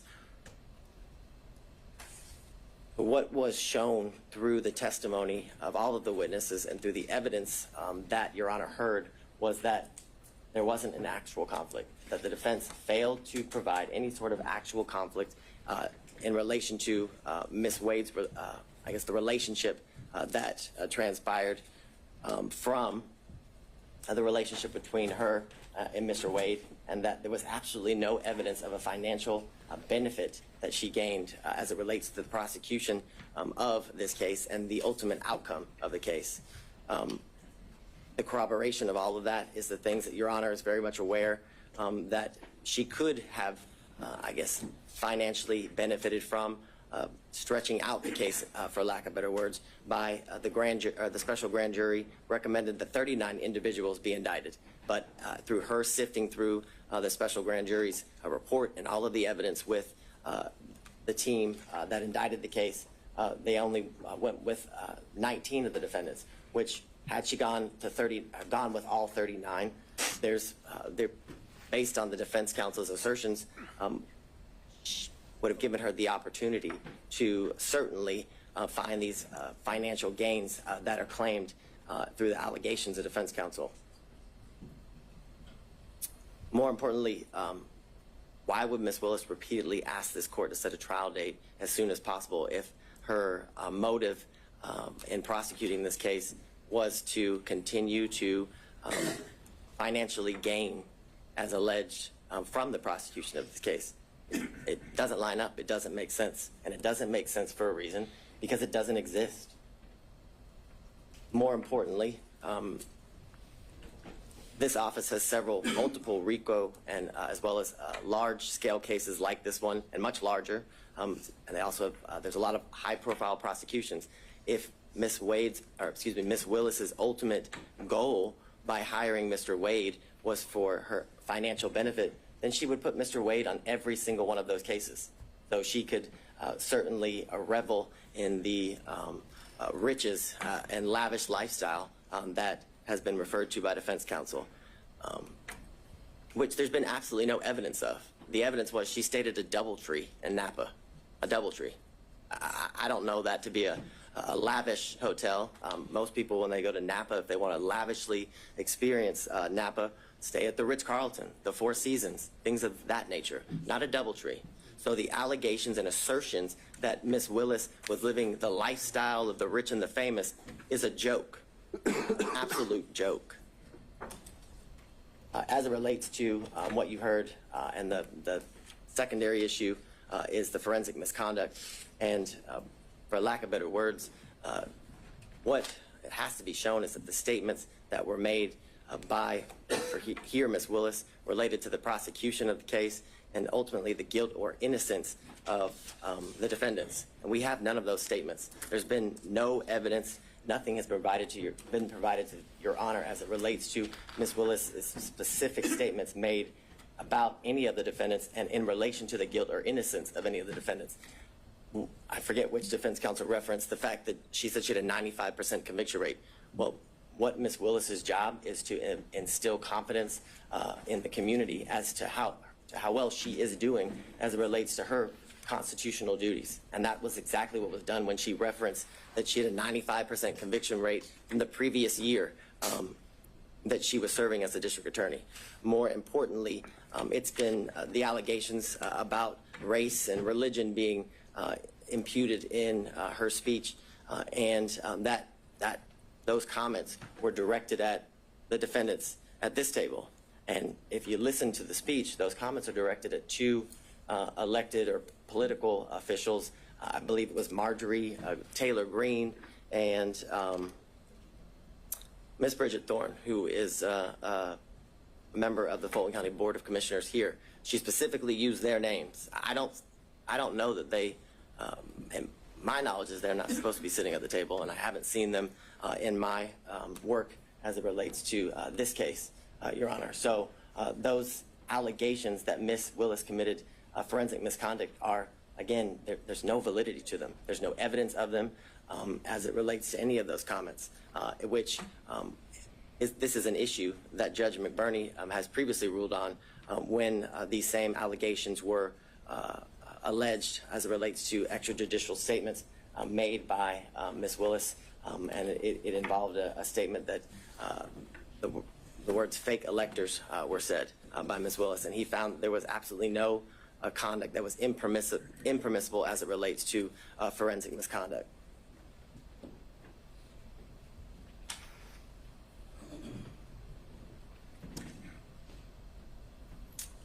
And I guess to drive home the point, at no point in any of the statements that were made and that are alleged here as it relates to the speech that she made at the church, at no point did she mention the guilt or innocence of any of the defendants. She, again, was merely responding to comments made by Marjorie Taylor Greene and Bridget Thorne, two other political officials, therefore making her comments not even close in the realm of any sort of forensic misconduct.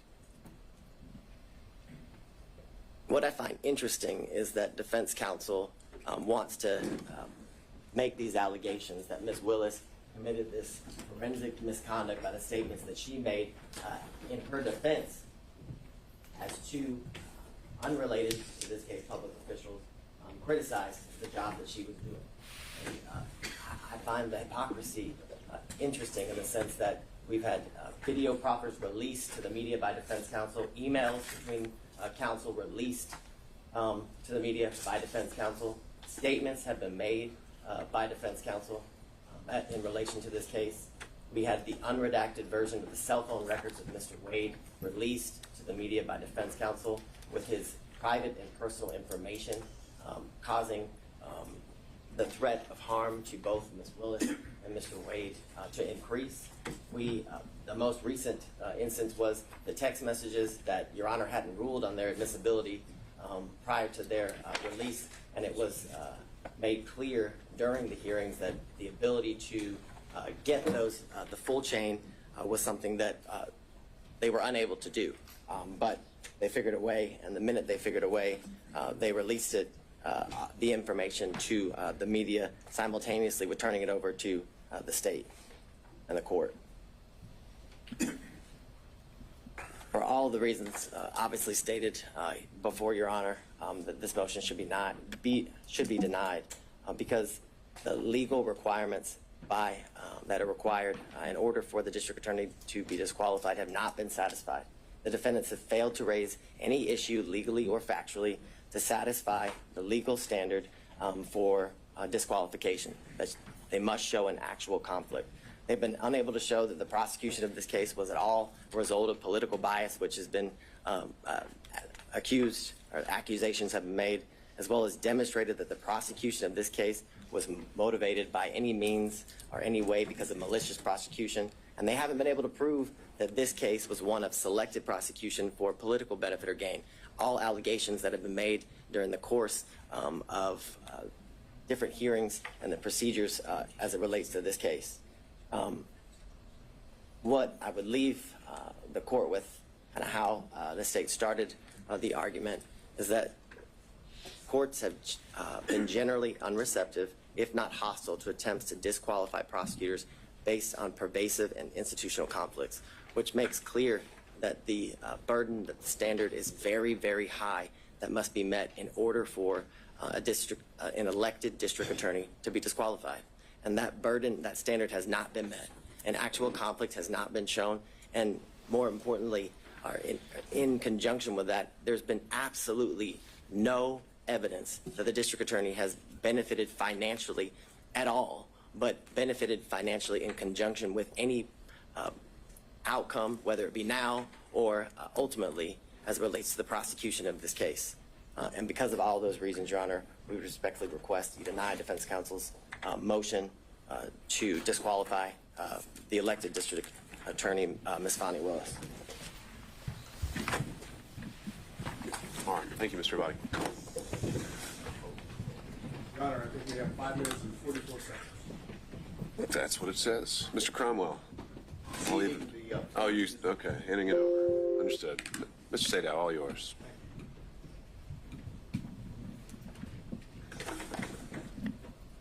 I'm going to do rebuttal, specific rebuttal.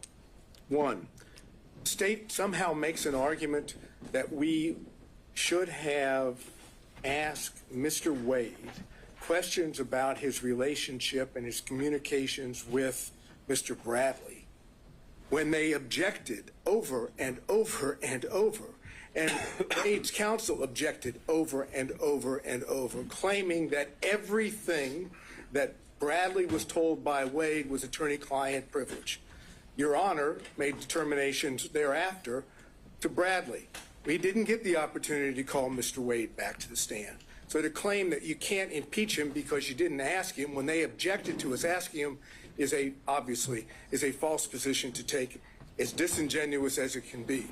Now, if the court wants to open it up, we'll be more than happy to call Mr. Wade back to the stand. But as the record stands, there could be no confrontation of Mr. Wade when both his counsel and the state are arguing that it shouldn't be done. Second, let's use a little common sense here. Forensic misconduct received about 2 minutes worth of discussion. The rest of it is all on conflict. Forensic misconduct dealing with the way the state wants you to have it is if you don't accuse someone or you don't say that someone's guilty. Yeah, assuming you can impugn someone's character to the degree that constitutes forensic misconduct, why is that? I'm sorry, say that. Here? Assuming you can impugn someone's character to the degree that it constitutes forensic misconduct. I think that I guess the state's primary position was that they weren't talking about you at the church. Right. And if you go listen to it and watch it, it starts off by saying, why does Commissioner Bridget Thorne and so many others, and then it refers to they attack him for being black. They attack him, not anyone else, just they attack the black man. They're not talking about Miss Thorne or Marjorie Taylor Greene. They're talking about us. And you know how everybody knows that? Because not a single story from the media reported anything other than Fani Willis accused the defense and defendants of being racist. Now here's the common sense part of this. If you follow the state's position on forensic misconduct, Fani Willis could all day long talk about race. She could say the defendants, I'm not saying they're guilty or not guilty, but they're racist. They're racist. They're racist. And according to the state's position on forensic misconduct, that wouldn't be a problem. Obviously, that makes no sense whatsoever. The issue here that we've dealt with on forensic misconduct is not simply the church speech. It's why she did it, how she did it, calculated, and all the other things that we talked about with the testimony of Wade and Willis in this case. Let's go to the relationship issues and the cell phones briefly.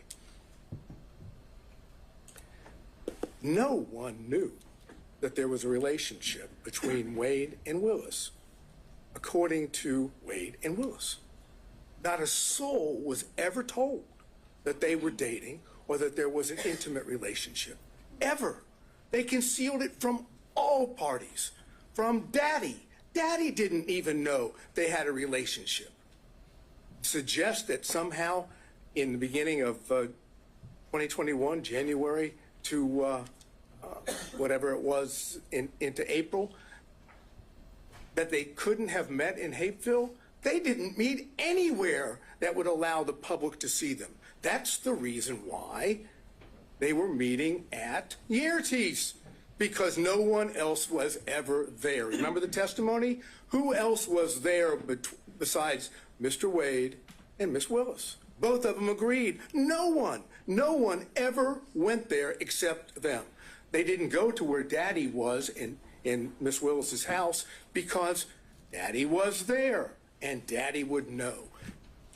No other prosecutors knew. No one knows except who?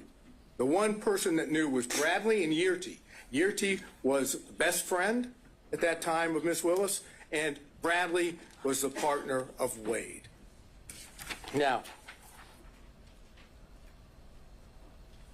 the only way that the only way that Bradley can walk away from I have very little time, so I'll skip that. Let's go to something. Motive. That's an issue. Whose motive in this case is the strongest? Fani Willis, Nathan Wade.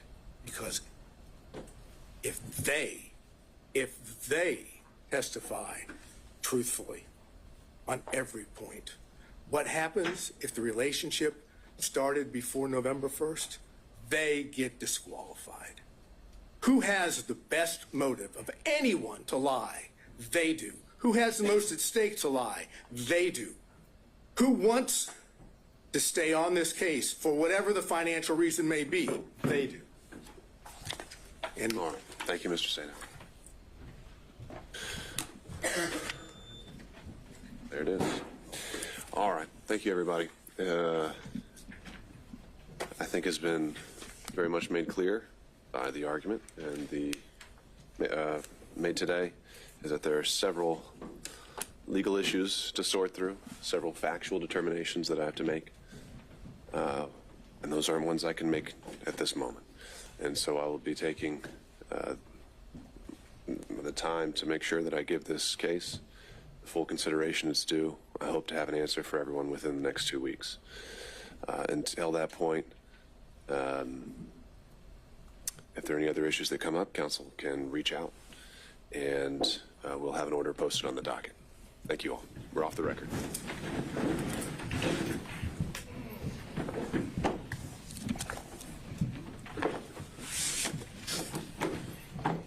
Thank you, Mr.